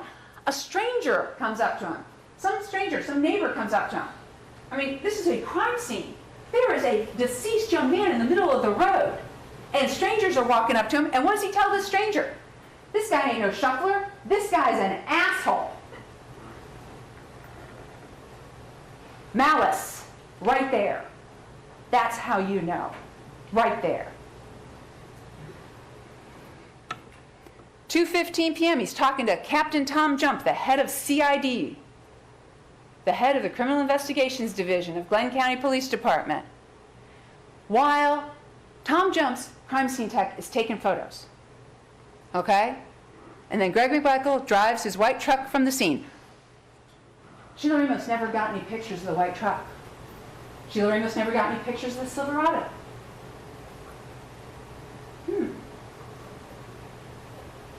The white truck was never searched. Mr. Bryan's truck was never searched. Neither of those trucks were impounded. So what do we got? We got this. Outside the crime scene tape, talking to the head of CID. And what happens? Look at the crime scene photos. Take a look at them. What happens next? He drives that truck away while the crime scene tech is there taking photos.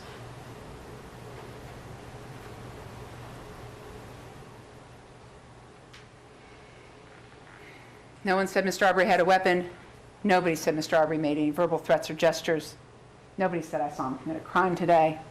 No one said I'm making a citizen's arrest. No one was trying to arrest him for the crime of anything. No one ever said any of these things on February 23rd, 2020.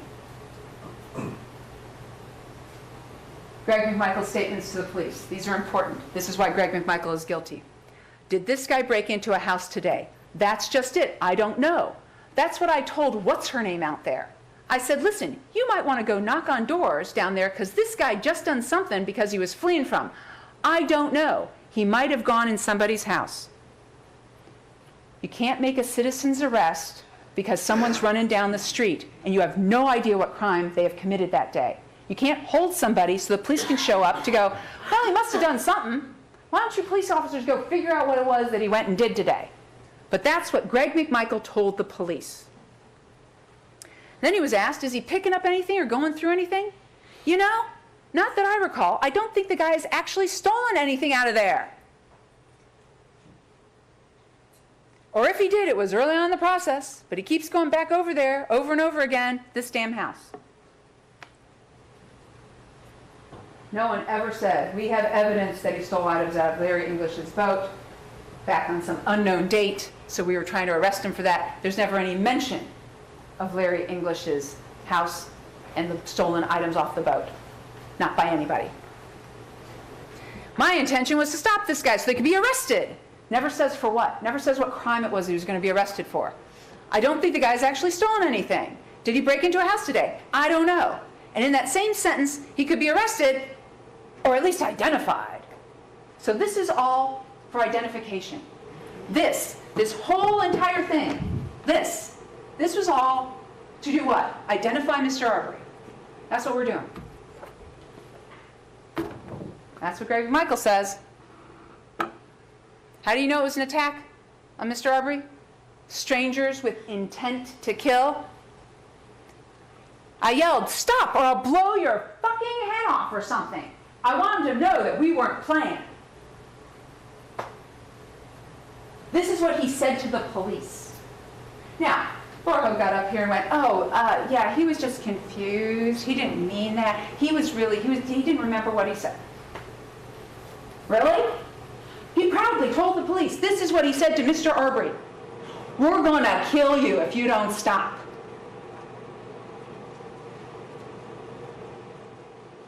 Greg McMichael.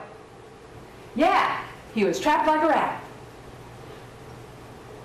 Knowledge, intent, that they had committed false imprisonment on Holmes Drive. Right there. Greg McMichael, guilty of all charges. Why? What's your emergency? I'm out here in Satilla Shores and there's a black man running down the street.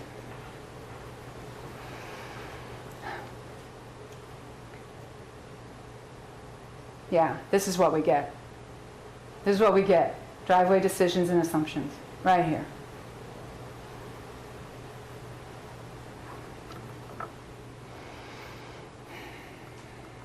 We've gone through all this. I'm not going to do it again.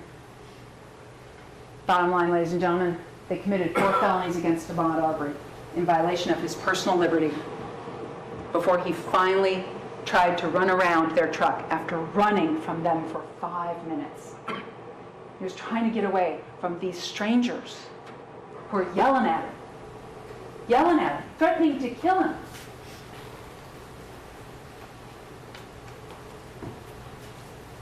And then they killed him.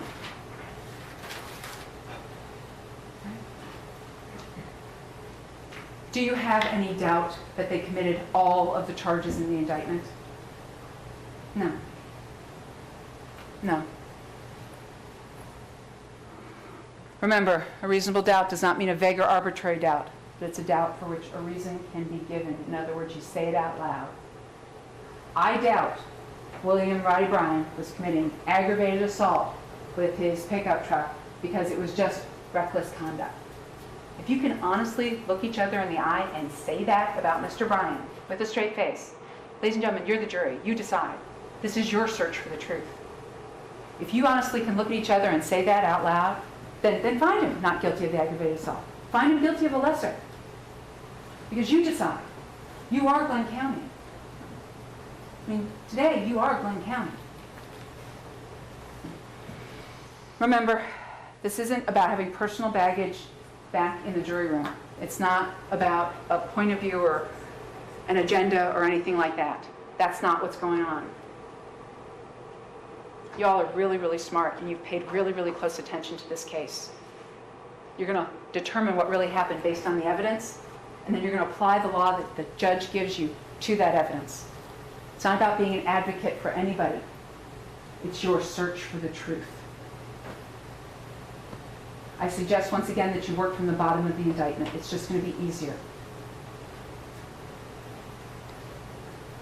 Criminal attempt at false imprisonment, and then work your way through it. It'll help you logically. Remember party to a crime when you're talking about Greg McMichael and Mr. Bryan.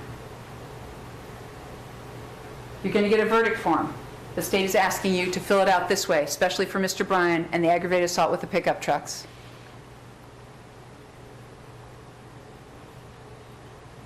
He's not guilty of simple assault. He's not guilty of reckless conduct. He's not guilty of reckless driving. He's guilty of aggravated assault.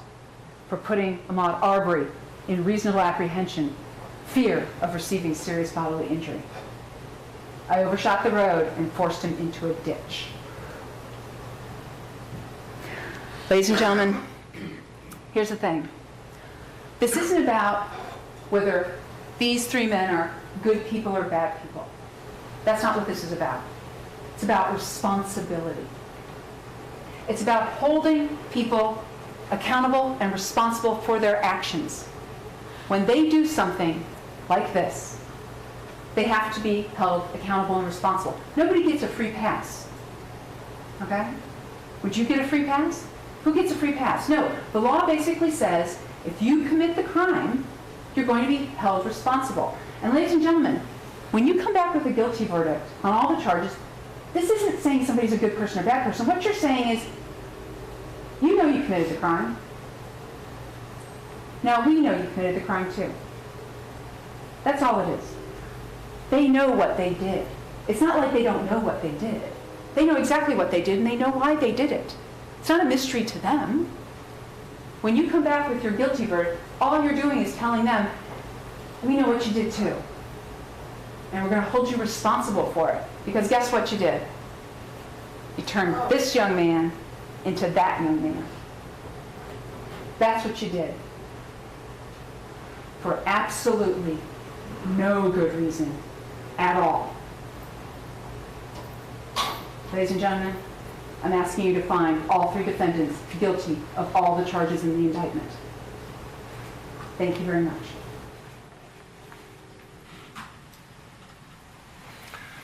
All right, excuse me. Ladies and gentlemen, we're going to take a 10-minute recess, and then we're going to come back with the charge of the court. Do not begin your discussions or deliberations in this case until you have received the final charge of the court. Again, with about 10 minutes, and we'll come back and get that onto the record. Thank you. All rise for the jury.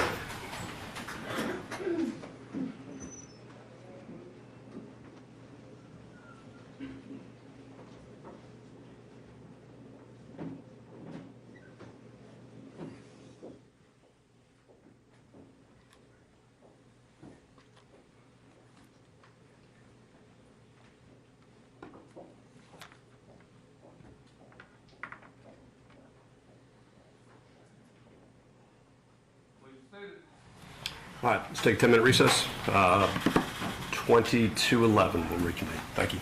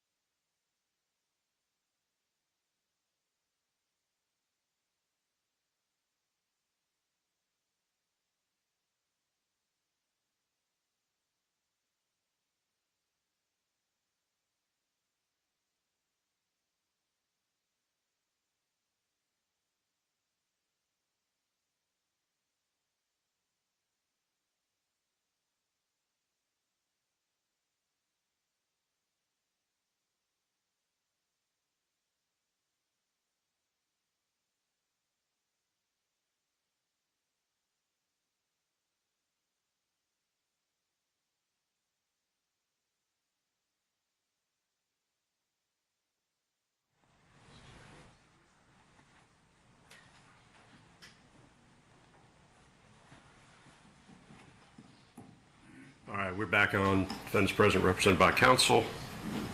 Court has the charge. Let's go ahead and get the panel.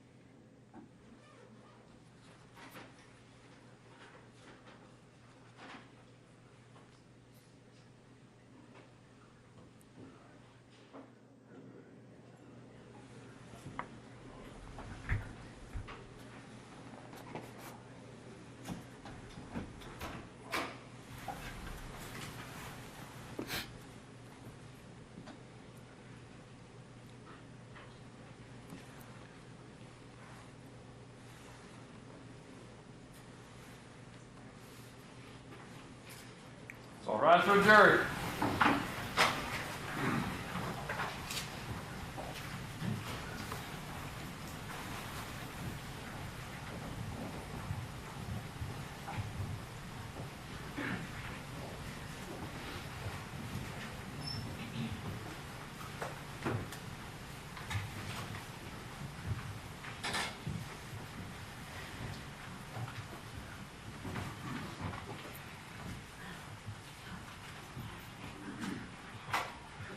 Seated.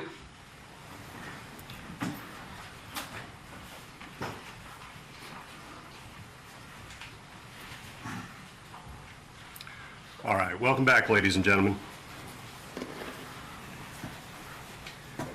You are considering the case of the state of Georgia versus Travis McMichael, Gregory McMichael, and William R. Bryan. Now that the evidence and the arguments of counsel have been submitted to you, it becomes my duty to give you the final instructions of the court as to the law applicable in this case. As I told you at the outset, it is my duty and responsibility to ascertain the law applicable to this case and to instruct you on that law. You are bound by these instructions. It is your responsibility to ascertain the facts of the case from all the evidence presented. Then, you must apply the law I give you in the charge to the facts as you find them to be. It is your duty to follow the law as stated in the instructions I have given you and am about to give you.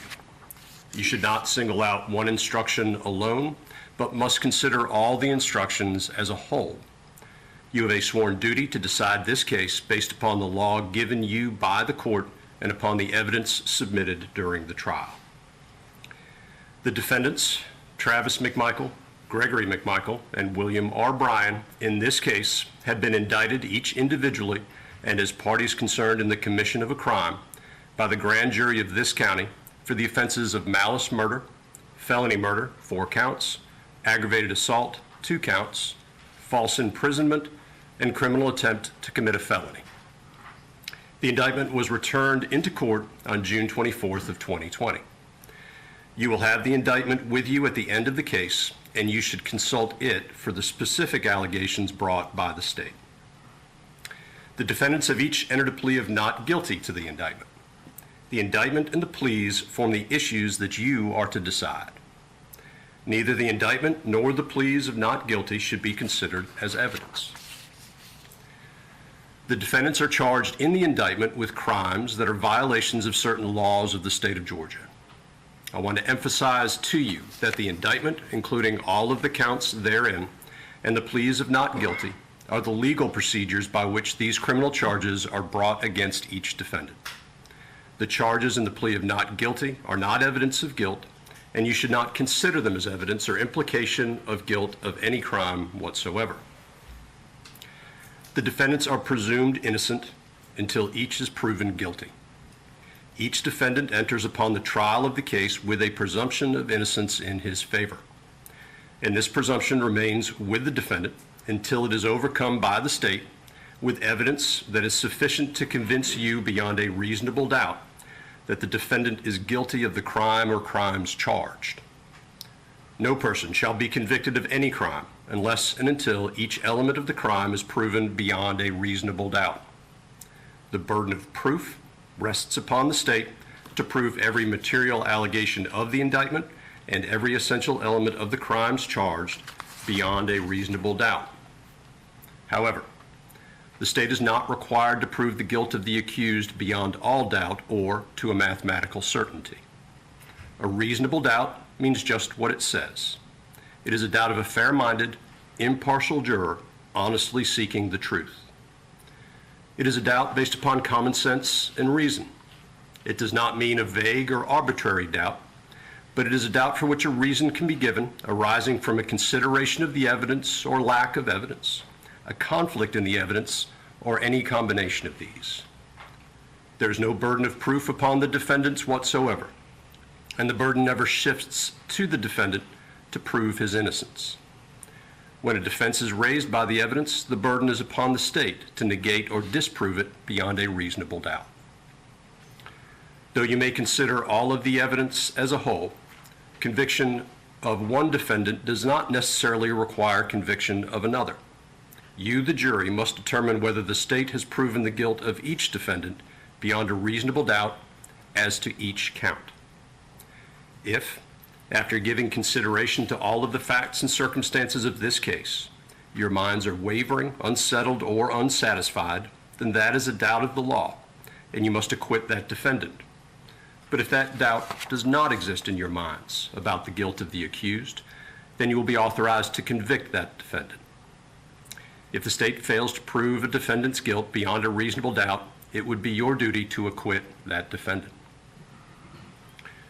Facts and circumstances that merely place upon a defendant a grave suspicion of the crime or crimes charged, or that merely raise a speculation or conjecture of a defendant's guilt, are not sufficient to authorize a conviction of a defendant. Now, your oath requires that you will decide this case based on the evidence. Evidence is the means by which any fact that is put in issue is established or disproved. Evidence includes all of the testimony of the witnesses or the equivalent, such as depositions, any exhibits admitted during the trial, and stipulations of the attorneys. As I've previously charged you, a stipulation is an agreement between the parties concerning some fact or facts which you, as the jury, are bound to accept as facts during your deliberations.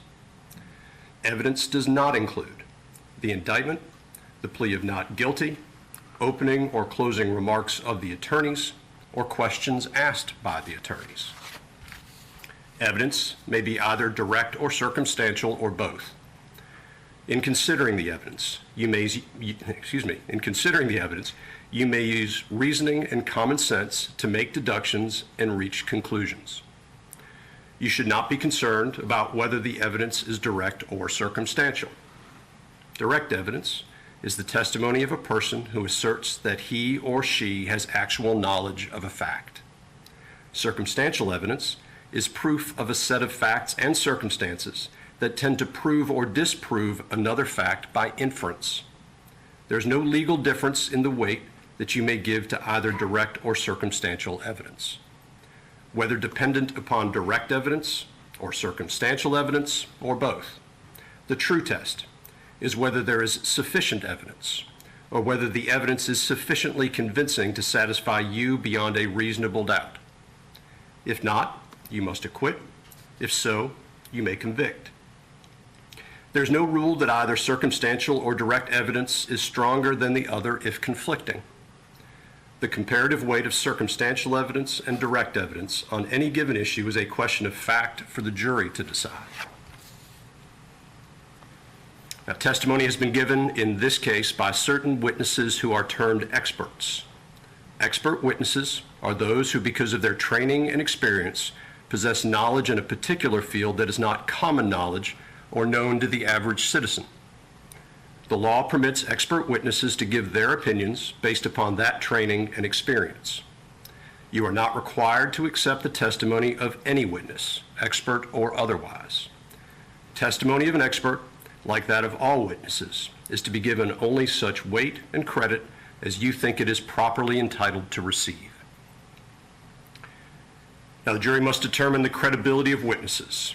In deciding this, you may consider all of the facts and circumstances of the case, the witness's manner of testifying, the witness's means and opportunity of knowing the facts about which they testify, the nature of the facts about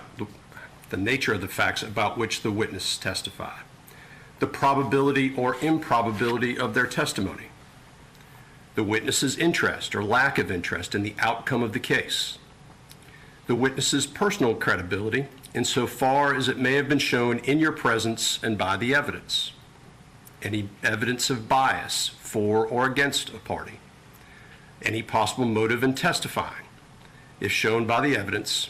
In that regard, you are authorized to consider any possible pending prosecutions, negotiated pleas, grants of immunity or leniency, or similar matters, and whether a witness has been impeached. The question whether a witness has been impeached is whether you, the jury, believe the witness has been proved unworthy of belief. A witness may be impeached by disproving the facts to which the witness testified. Your assessment of a trial witness's credibility may be affected by comparing or contrasting that testimony to statements or testimony of that same witness before the trial started. It is for you to decide whether there is a reasonable explanation for any inconsistency in a witness's pretrial statements and testimony when compared to the same witness's trial testimony. As with all issues of witness credibility, you, the jury, must apply your common sense and reason to decide what testimony you believe or do not believe. The testimony of a single witness, if believed, is sufficient to establish a fact. Generally, there is no legal requirement of corroboration of a witness, provided you find the evidence to be sufficient. Now, the defendant in a criminal case is under no duty to present any evidence tending to prove innocence and is not required to take the stand and testify in the case. If the defendant elects not to testify, no inference, hurtful, harmful, or adverse to the defendant shall be drawn by the jury, nor shall such fact be held against the defendant in any way. A number of statements that the defendants have allegedly made were offered for your consideration. Before you may consider any of these as evidence for any purpose, you must determine whether the individual statements were voluntary. To be voluntary, a statement must be freely and willingly given and without coercion, duress, threats, use of violence, fear of injury, or any suggestions or promises of leniency or reward. A statement induced by the slightest hope of benefit or the remotest fear of injury is not voluntary. To be voluntary, a statement must be the product of a free will and not under compulsion or any necessity imposed by others. The burden of proof is upon the state to establish that the statement was voluntary, that is, freely and willingly made. If you do not find that the statement was voluntary, you may not consider it for any purpose. You should consider with great care and caution the evidence of any out-of-court statement allegedly made by a defendant offered by the state. The jury may believe any such statement in whole or in part, believing that which you find to be true and rejecting that which you find to be untrue. You alone have the duty to apply the general rules for testing the believability of witnesses and to decide what weight should be given to all or any part of such evidence. A defendant's out-of-court statement that is not supported by any other evidence is not sufficient to justify a conviction, even if you believe the unsupported statement. However, proof by other evidence beyond a reasonable doubt that the crime alleged has been committed may constitute supporting evidence of a defendant's statement, if any, should so you find. The law does not fix the amount of supporting evidence necessary. You must determine whether or not other evidence sufficiently supports a defendant's statement so as to justify a conviction. If you find that there was a statement made by a defendant that was supported by other evidence, the degree of proof necessary to convict is that you be satisfied of the guilt of a defendant beyond any reasonable doubt. Any out-of-court statement made by one of the defendants on trial in this case, after the alleged criminal act has ended, may be considered only against the person who made the statement, and only if you find that such statement was freely and voluntarily made. If you find that an out-of-court statement was made to the police freely and voluntarily by a defendant on trial in this case, then you are to consider the statement only as against the particular defendant who made it. Now, members of the jury, this court is responsible for determining the admissibility of certain evidence with regard to statements in this case. Sometimes full audio and/or video recordings cannot be played for you for legal reasons. You are not to make any inferences for or against either party in the case about the fact that the law does not allow the playing of certain recordings by the parties in this case. Now, evidence of prior difficulties or lack thereof between one or more of the defendants and Mr. Arbery has been admitted for the sole purpose of illustrating, if it does, the state of feeling between the defendants and Mr. Arbery, and the reasonableness of any alleged fears by the defendants or Mr. Arbery. Whether this evidence illustrates such matters is a matter solely for you, the jury, to determine. But you are not to consider such evidence for any other purposes. Certain evidence of fingerprint comparison has been admitted by the court for your possible consideration. Identification by fingerprint comparison is opinion evidence and is dependent upon the credibility or believability and accuracy of the expert witness called for that purpose, as well as the following factors. 1, the validity of the theory of identification by fingerprint comparison. 2, the credibility of the witness who performs other necessary functions in making the comparison, such as inked finger impressions and latent lifts. And 3, the accuracy of procedures in identifying, preserving, recording, and maintaining integrity of the physical evidence, all of which are questions for the jury. Now, the defendants are charged with crimes against the laws of this state. A crime is a violation of a statute of this state in which there is a joint operation of an act and intention. Intent is an essential element of any crime and must be proved by the state beyond a reasonable doubt. Intent may be shown in many ways, provided you, the jury, believe that it existed from the proven facts before you. It may be inferred from the proven circumstances or by acts and conduct, or it may be, in your discretion, inferred when it is the natural and necessary consequence of the act. Whether or not you draw such an inference is a matter solely within your discretion. Criminal intent does not mean an intention to violate the law or to violate a penal statute, but means simply the intention to commit the act that is prohibited by the statute.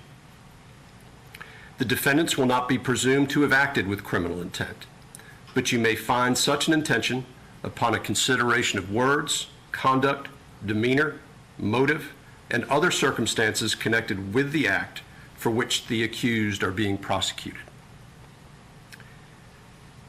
Now, every party to a crime may be charged with and convicted of commission of the crime.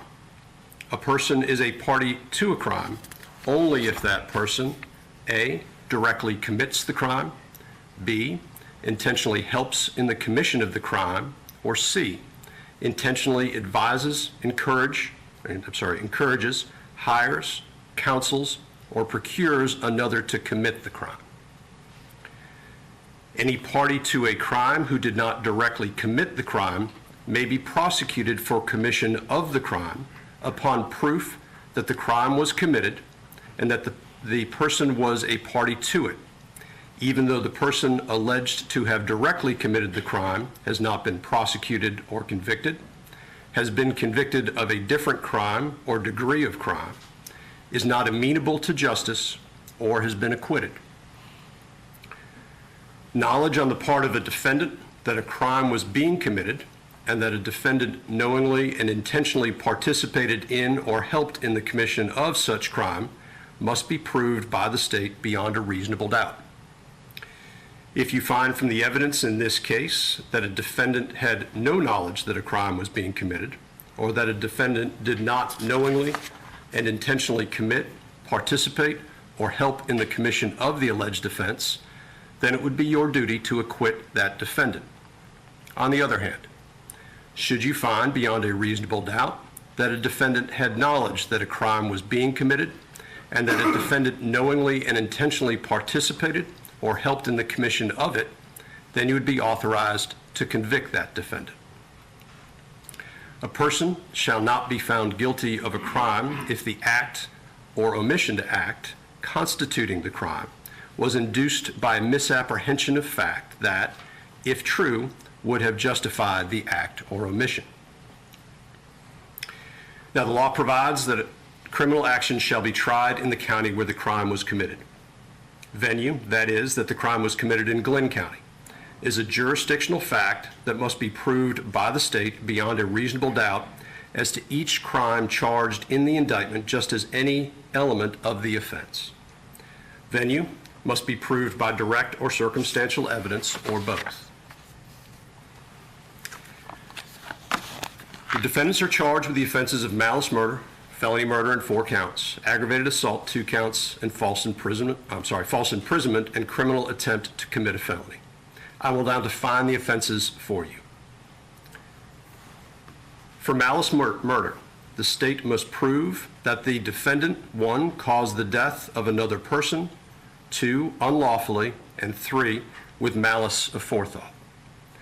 The killing must have been done with malice to be murder. Malice, as the term is used here, is not necessarily ill will or hatred. Rather, it is the unlawful intent to kill without justification.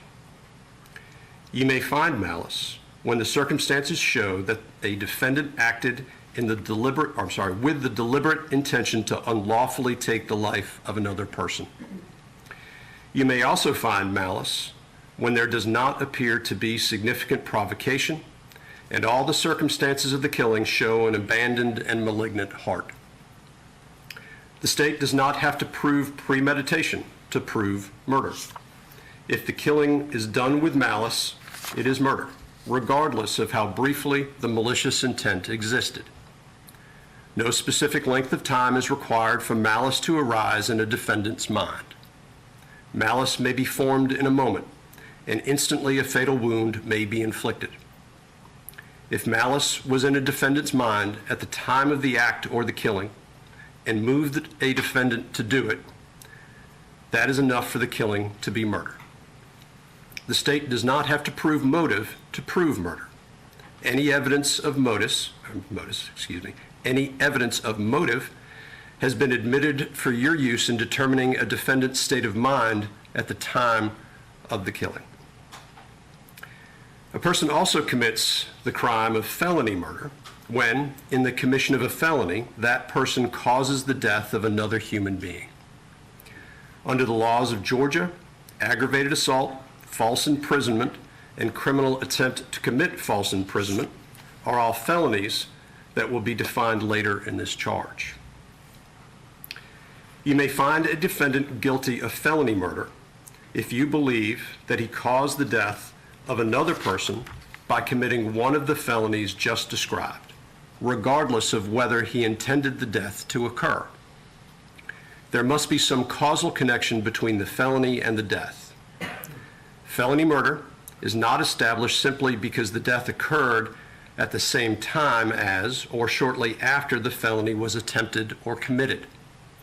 The felony must have directly caused the death or played a substantial and necessary part in causing the death, regardless of when the death ultimately occurred.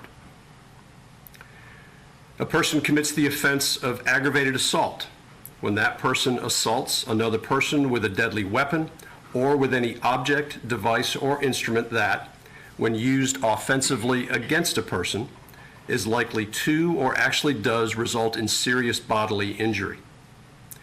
To constitute such an assault, actual injury to the alleged victim need not be shown.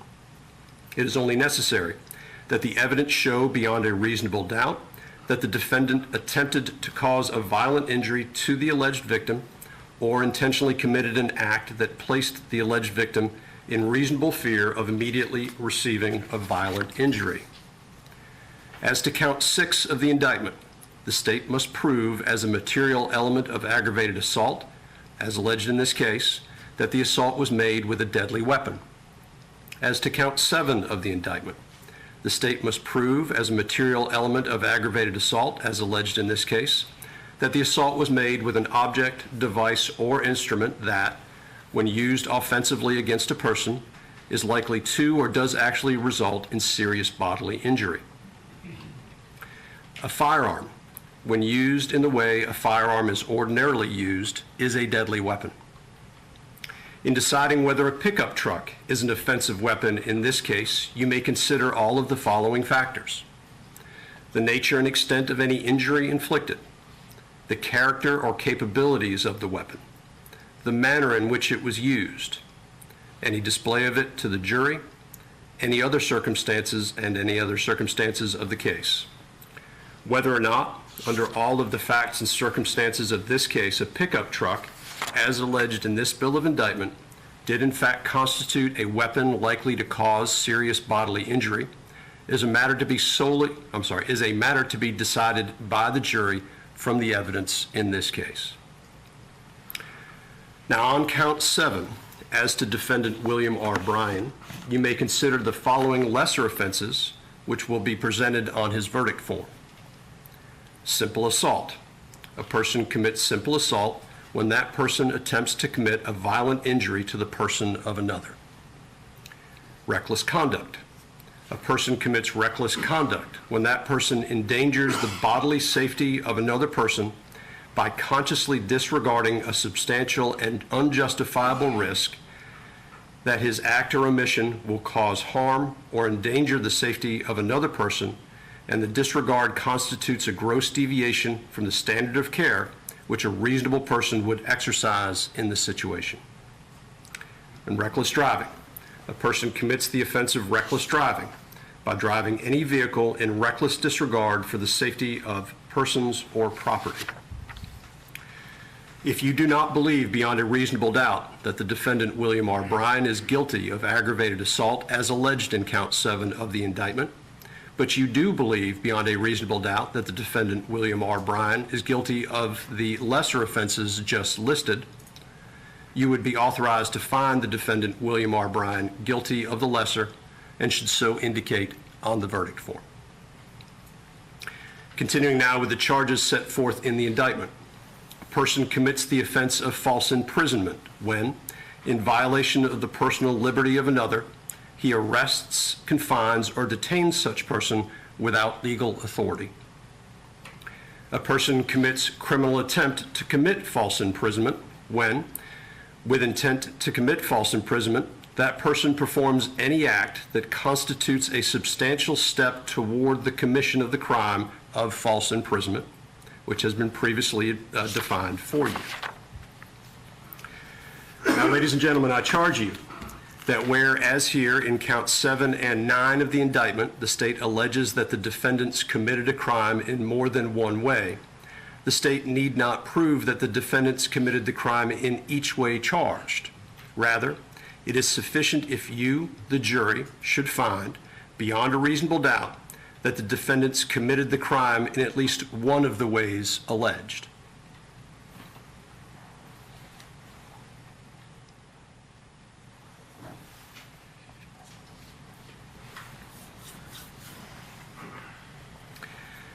Now, ladies and gentlemen, the defendants have raised a defense that even if they committed the acts described in the indictment, there are circumstances that justify it. Once this defense is raised, the state must disprove it beyond a reasonable doubt. The fact that a person's conduct is justified is a defense to prosecution for any crime based on that conduct. The defense of justification can be claimed A, when the person's conduct is justified as the use of force in defense of self, or when the person's conduct is reasonable and is performed in the course of making a lawful arrest. A private person may arrest an offender if the offense is committed in his presence or within his immediate knowledge. If the offense is a felony and the offender is escaping or attempting to escape, a private person may arrest him upon reasonable and probable grounds of suspicion. The terms "in his presence" and "within his immediate knowledge" are synonymous in a crime committed in one's presence only if, by the exercise of any of his senses, he has knowledge of its commission, or by the accused admitting that such a crime is being or has been committed. A private person may not act on the unsupported statement of others alone. A private citizen's warrantless arrest must occur immediately after the perpetration of the offense, or in the case of felonies, during escape. If the observer fails to make the arrest immediately after the commission of the offense, or during escape in the case of felonies, his power to do so is extinguished.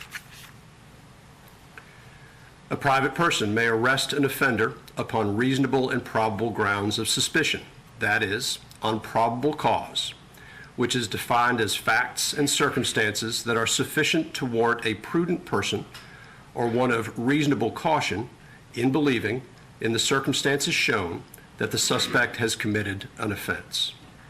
The facts necessary to establish probable cause for arrest are much less than those required to prove guilt beyond a reasonable doubt at trial. The test merely requires a probability, less than a certainty, but more than a mere suspicion or possibility. In determining whether probable cause exists, the totality of the circumstances must be considered. Whether probable cause existed is for the determination of the jury. Now, an arrest is defined as the taking, seizing, or detaining of the person of another, either by touching or putting hands on him, or by any act indicating an intention to take such person into custody, and which subjects such person to the actual control and will of the person making the arrest. An arrest can occur even when a subject is not told that he is under arrest. A person is authorized to use, in making a lawful arrest, only that degree of force that is reasonably necessary to accomplish the arrest. The mere fact that a lawful arrest is being made does not give the person the right to use excessive force or an unlawful degree of force upon the person being arrested. One upon whom an illegal or unlawful arrest is being made has the right to resist the arrest if such force as is reasonably necessary. Let me read that again. One upon whom an illegal or unlawful arrest is being made has the right to resist the arrest with such force as is reasonably necessary to prevent the arrest.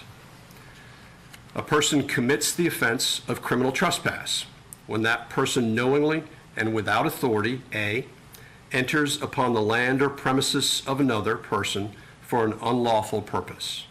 B, enters upon the land or premises of another person after receiving, prior to entry, notice from the owner, rightful occupant, or, upon proper identification, an authorized representative of the owner or rightful occupant that entry is forbidden, or remains upon the land or premises of another person after receiving notice from the owner, rightful occupant, or, upon proper identification, an authorized representative of the owner or rightful occupant to depart. A person commits the offense of burglary in the first degree when, without authority and with the intent to commit a theft therein, that person enters or remains within the dwelling of another. For purposes of this law, a dwelling includes any house, building, or structure which is designed or intended for occupancy for residential use. It makes no difference whether the building or structure was occupied, unoccupied, or vacant. However, you may consider occupation status in determining whether or not the structure in question was designed or intended for residential use.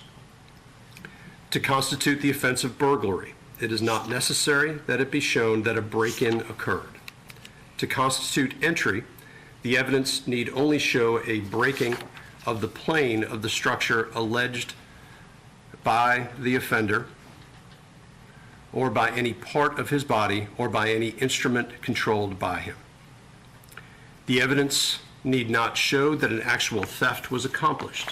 However, an intent to commit a theft, that is, an intent to steal, is an essential element of burglary. You may infer an intent to steal where the evidence shows an unlawful entry without authority into the place of another where items of some value are present or kept inside, and where there is no other apparent motive for the entry. Whether or not you make such an inference is a matter solely for you, the jury, to determine. A person commits the crime of hijacking a motor vehicle in the second degree when such person obtains a motor vehicle from an individual without his or her consent. Now, the defendants have raised affirmative defenses claiming that even if the acts described in the indictment were committed, there are circumstances that justify them. Once an affirmative defense is raised, the state must disprove it beyond a reasonable doubt. The fact that a person's conduct is justified is a defense to prosecution for any crime based on that conduct. The defense of justification can be claimed as self-defense and as citizen's arrest. Sometimes a defendant's threat or use of force is legally justified, so is not a crime. Let me read that again. Sometimes a defendant's threat or use of force is legally justified, and so is not a crime. A defendant is justified in threatening or using force against another when, 1, he reasonably believes that the threat or use of force is necessary, 2, to defend himself or a third person, and 3, against the other person's imminent use of unlawful force. A defendant is justified in using force that is intended or likely to cause death or serious bodily injury when, 1, he reasonably believes that the use of such force is necessary, 2, to prevent A, death or serious bodily injury to himself or a third person, or B, the commission of a forcible felony, which means a felony that involves the use of force or violence against another. Aggravated assault is again a felony which can occur by use of fists if they are used as an offensive weapon.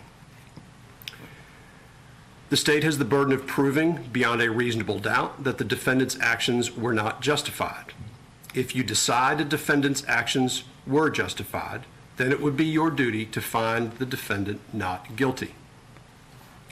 A defendant is not justified in threatening or using force if he provokes the threat or use of force, intending to use that threat or force as an excuse to harm the other person, is committing a felony, aggravated assault, false imprisonment, and criminal attempt to commit false imprisonment are felonies that have been previously defined, or is the unjustified initial aggressor, unless he withdraws from the encounter and clearly communicates to the other person his intent to withdraw, and the other person continues or threatens to continue the use of unlawful force. For a defendant's threat or use of force to be justified, 1, the defendant must believe that his threat or use of force is necessary. 2, that belief must be reasonable, that is, a reasonable person would also believe that the threat or use of force is necessary. And 3, the defendant's reasonable belief must be what prompts him to threaten or use force. A person who is not the aggressor is not required to retreat before being justified in using force he reasonably believes to be necessary. A defendant is not justified in using excessive force while acting in self-defense. If you decide that a defendant used more force than was reasonably necessary to defend against the alleged victim's threats or use of force, then the defendant's actions would not be justified. Now, if After considering the testimony and evidence presented to you, together with the charge of the court, you should find and believe beyond a reasonable doubt that a defendant in Glenn County, Georgia, did on February 23, 2020, commit the offenses as alleged in the indictment. You would be authorized to find the defendant guilty. In that event, the form of your verdict would be, we, the jury, find the defendant guilty. If you do not believe that a defendant is guilty, or if you have any reasonable doubt as to the defendant's guilt, then it would be your duty to acquit the defendant, in which event the form of your verdict would be, we, the jury, find the defendant not guilty. Though you may consider all of the evidence as a whole, conviction of one defendant does not necessarily require conviction of another or all. You, the jury, must determine the guilt or innocence of each defendant separately. You will be given a special verdict form for each defendant to use when you retire. You are to consider each count separately.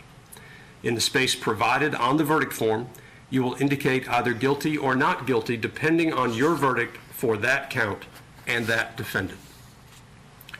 Now, I want to emphasize that anything the court did or said during the course of this case was not intended to and did not intimate, hint, or suggest to you which of the parties should prevail in this case. Whichever of the parties is entitled to a verdict is a matter entirely for you to determine. And whatever your verdict, it must be agreed upon by all of you. The court's interest in the matter is that the case be fairly presented according to the law, and that you, as honest, conscientious, impartial jurors, consider the case as the court has instructed you and return a verdict that speaks the truth as you find the truth of the case to be. Your verdict should be a true verdict based upon your opinion of the evidence according to the laws given you in this charge. You are not to show favor or sympathy to one party or the other. It is your duty to consider the facts objectively without favor, affection, or sympathy to any party. In deciding this case, you should not be influenced by sympathy or prejudice because of race, creed, color, religion, national origin, sexual preference, local or remote residence, or economic status for or against either party. Now, you are only concerned with the guilt or innocence of each defendant. You are not to concern yourselves with punishment. One of your first duties in the jury room will be to choose one of you as, to be the foreperson who will manage your deliberations and who will sign the verdict to which all 12 of you freely and voluntarily agree. You should start your deliberations with an open mind. Talk with each other and consider each other's views. Each of you must decide this case for yourself, but you should do so only after a discussion and consideration of the case with your fellow jurors. Do not hesitate to change an opinion if you are convinced that it is wrong. However, you should never surrender an honest opinion in order to be congenial or to reach a verdict solely because of the opinions of the other jurors. During deliberations, you must not communicate with anyone other than your fellow jurors about this case. You may not use any electronic device or media, such as a telephone, cell phone, smartphone, iPhone, I still have BlackBerry in this, computer, the internet, any internet service, or any text or instant messaging service, or any internet chat room, blog, or website, such as Facebook, MySpace, LinkedIn, YouTube, Twitter, the list goes on and on. You cannot use any of those to communicate to anyone any information about this case or to conduct any research about this case until I accept your verdict. Whatever your verdict is, it must be unanimous, that is, agreed by all, as to each count of the indictment and as to each defendant. Each verdict must be in writing and signed by one of your members as foreperson, dated, and returned to be published in open court. I do ask whoever the foreperson is, please write in pen. Please don't sign the verdict form in pencil. Now, ladies and gentlemen, you may retire to the jury room, but do not begin your deliberations until you have received the indictment and the evidence that has been admitted in the case. We do need to separate out the three alternates. Three of you are alternates, which we will separate out for deliberations. The three alternates will continue to be jurors in this case and still subject to all of the instructions of the court. If at some point during the proceedings, one of the deliberating jurors is not able to complete their duty for the court, then the alternate will be brought into deliberations, and deliberations will begin again with that alternate. So with that, ladies and gentlemen, I ask that you retire to the jury room. It's all right for the jury.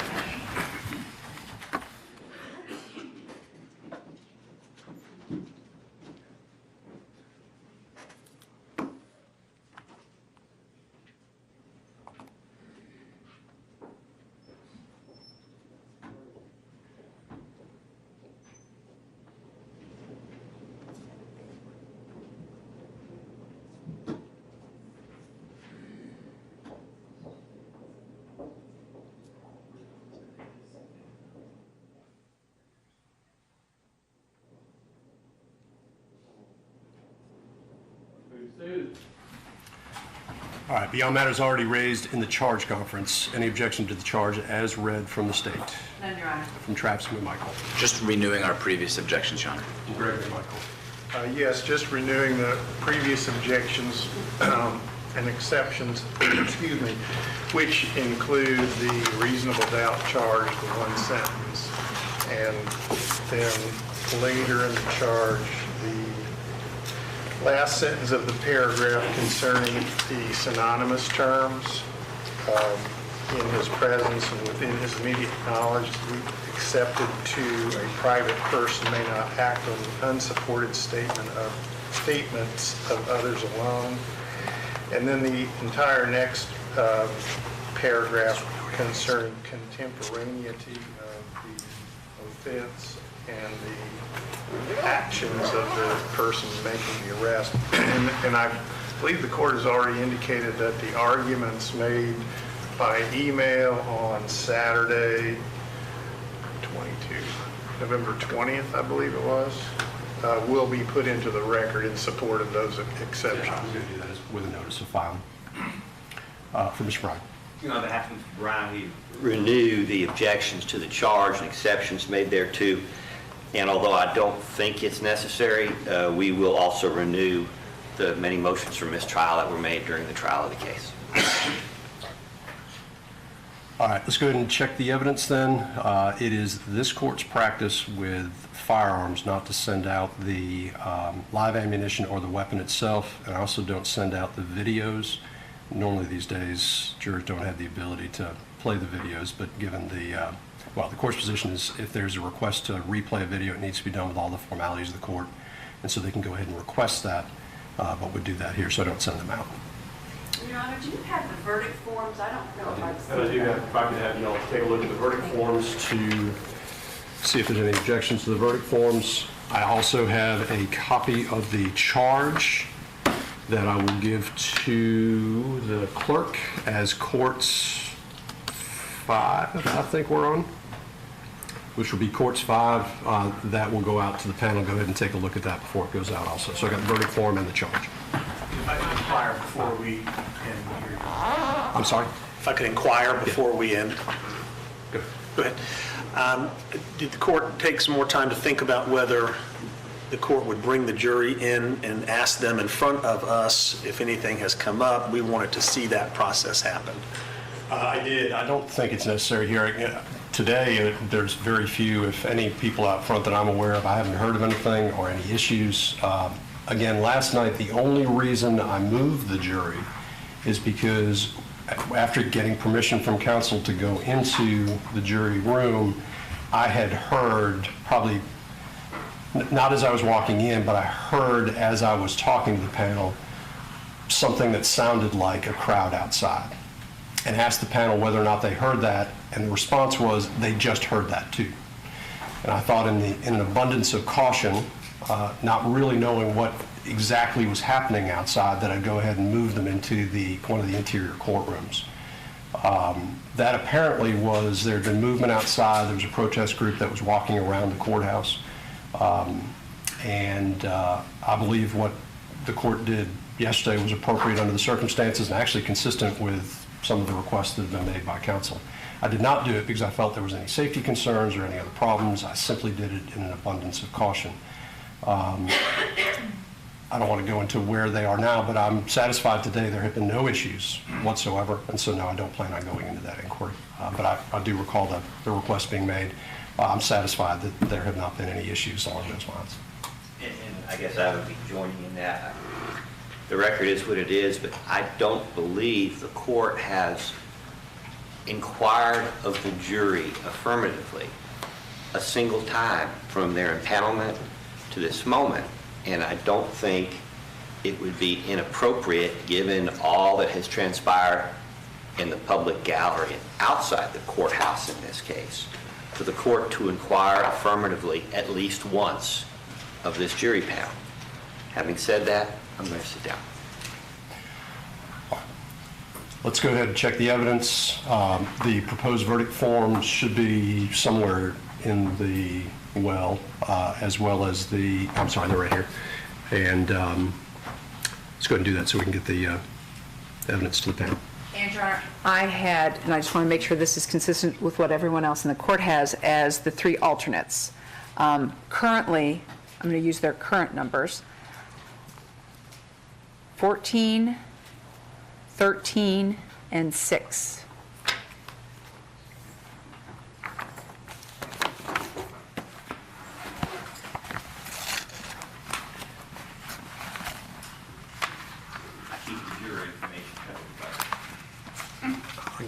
Yeah, it's mine's. I will find that. I didn't realize you were going to bring that up right now. Do you have there the original numbers?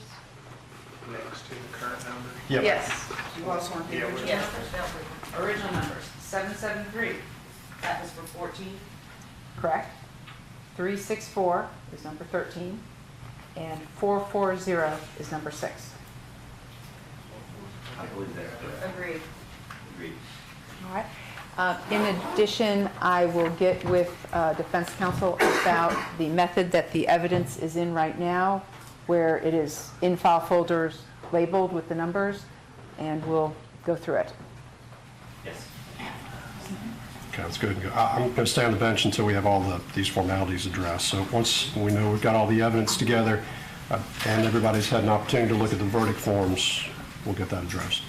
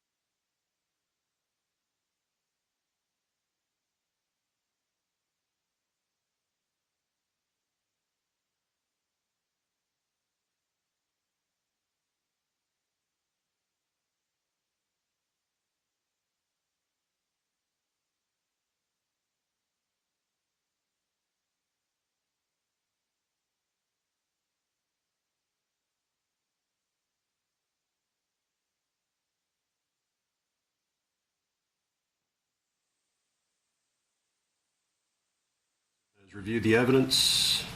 Yes, Judge. At this time, the state and defense has reviewed all of the evidence. The state and defense have agreed to leave the evidence in the marked file folders, which are numbered for easy convenience for the jury. The state and defense have pulled out Defendant Bryan's number 5, which was the lawsuit, which I don't even think was tendered before the jury. In addition, the drone video jump drive has been pulled out since they have no way to play it, along with the jump drive of all the digital evidence that has been played has also been pulled out. We have left Courts Exhibit 3 inside because it's the actual stipulation, but we have pulled Courts Exhibit 4 out, which was a question for the jury. In addition, all of the transcripts regarding the 911 calls have been pulled out. The transcripts for Mr. Bryan's interviews have been pulled out. The transcript for Greg McMichael's interview at Glenn County PD has been pulled out. We've also pulled out the transcripts from Brandon Berry's body cam, Minshew's body cam, and Rash's body cam. So no transcripts are going to go back with the jury. Is that right, counsel? That's correct, Your Honor. Agreed. Agreed. Okay. Has everybody had an opportunity to review the verdict forms? Yes, yes. I did, yes, Your Any Honor. objections to the verdict forms? No objection. No objection.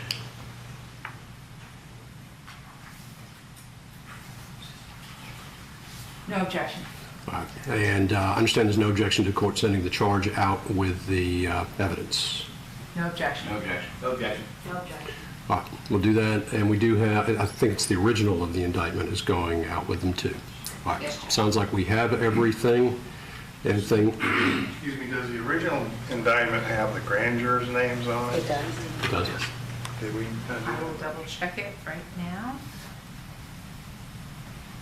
It's the copy I I have. thought, and it's been so long, that we had asked for their names to be redacted when the indictment goes back. I think the court agreed. The size of the community.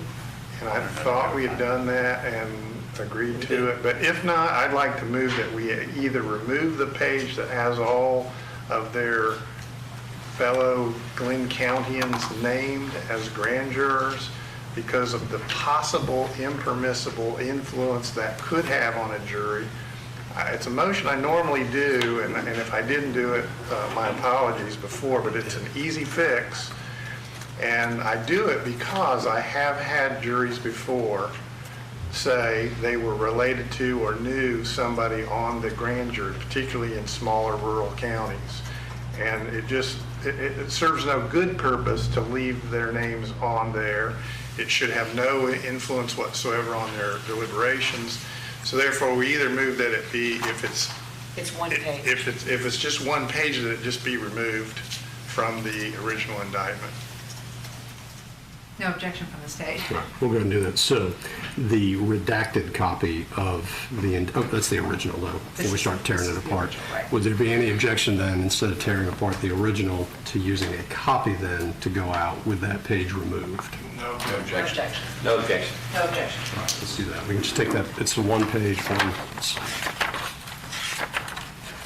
It's the fourth page. Just has the grand jurors' names. Okay, that's fine. Thank you, Rhonda. I was in mid-thought. I don't know. All right, anything further from the state? No, Judge, nothing further from the state. Congressman Michael. Greg McMichael. What are we doing about notice? Cell phone numbers or? I just want to make sure we got another. Greg McMichael. Nothing else. Ms. Ryan. Nothing else. I normally do 10-minute call. If you can make sure you give your cell phone number to the primary deputy, and that way we'll have your contact information. But again, if we could try to keep it as close to 10-minute call as we can, that would be appreciated. All right, we are in recess until question or verdict.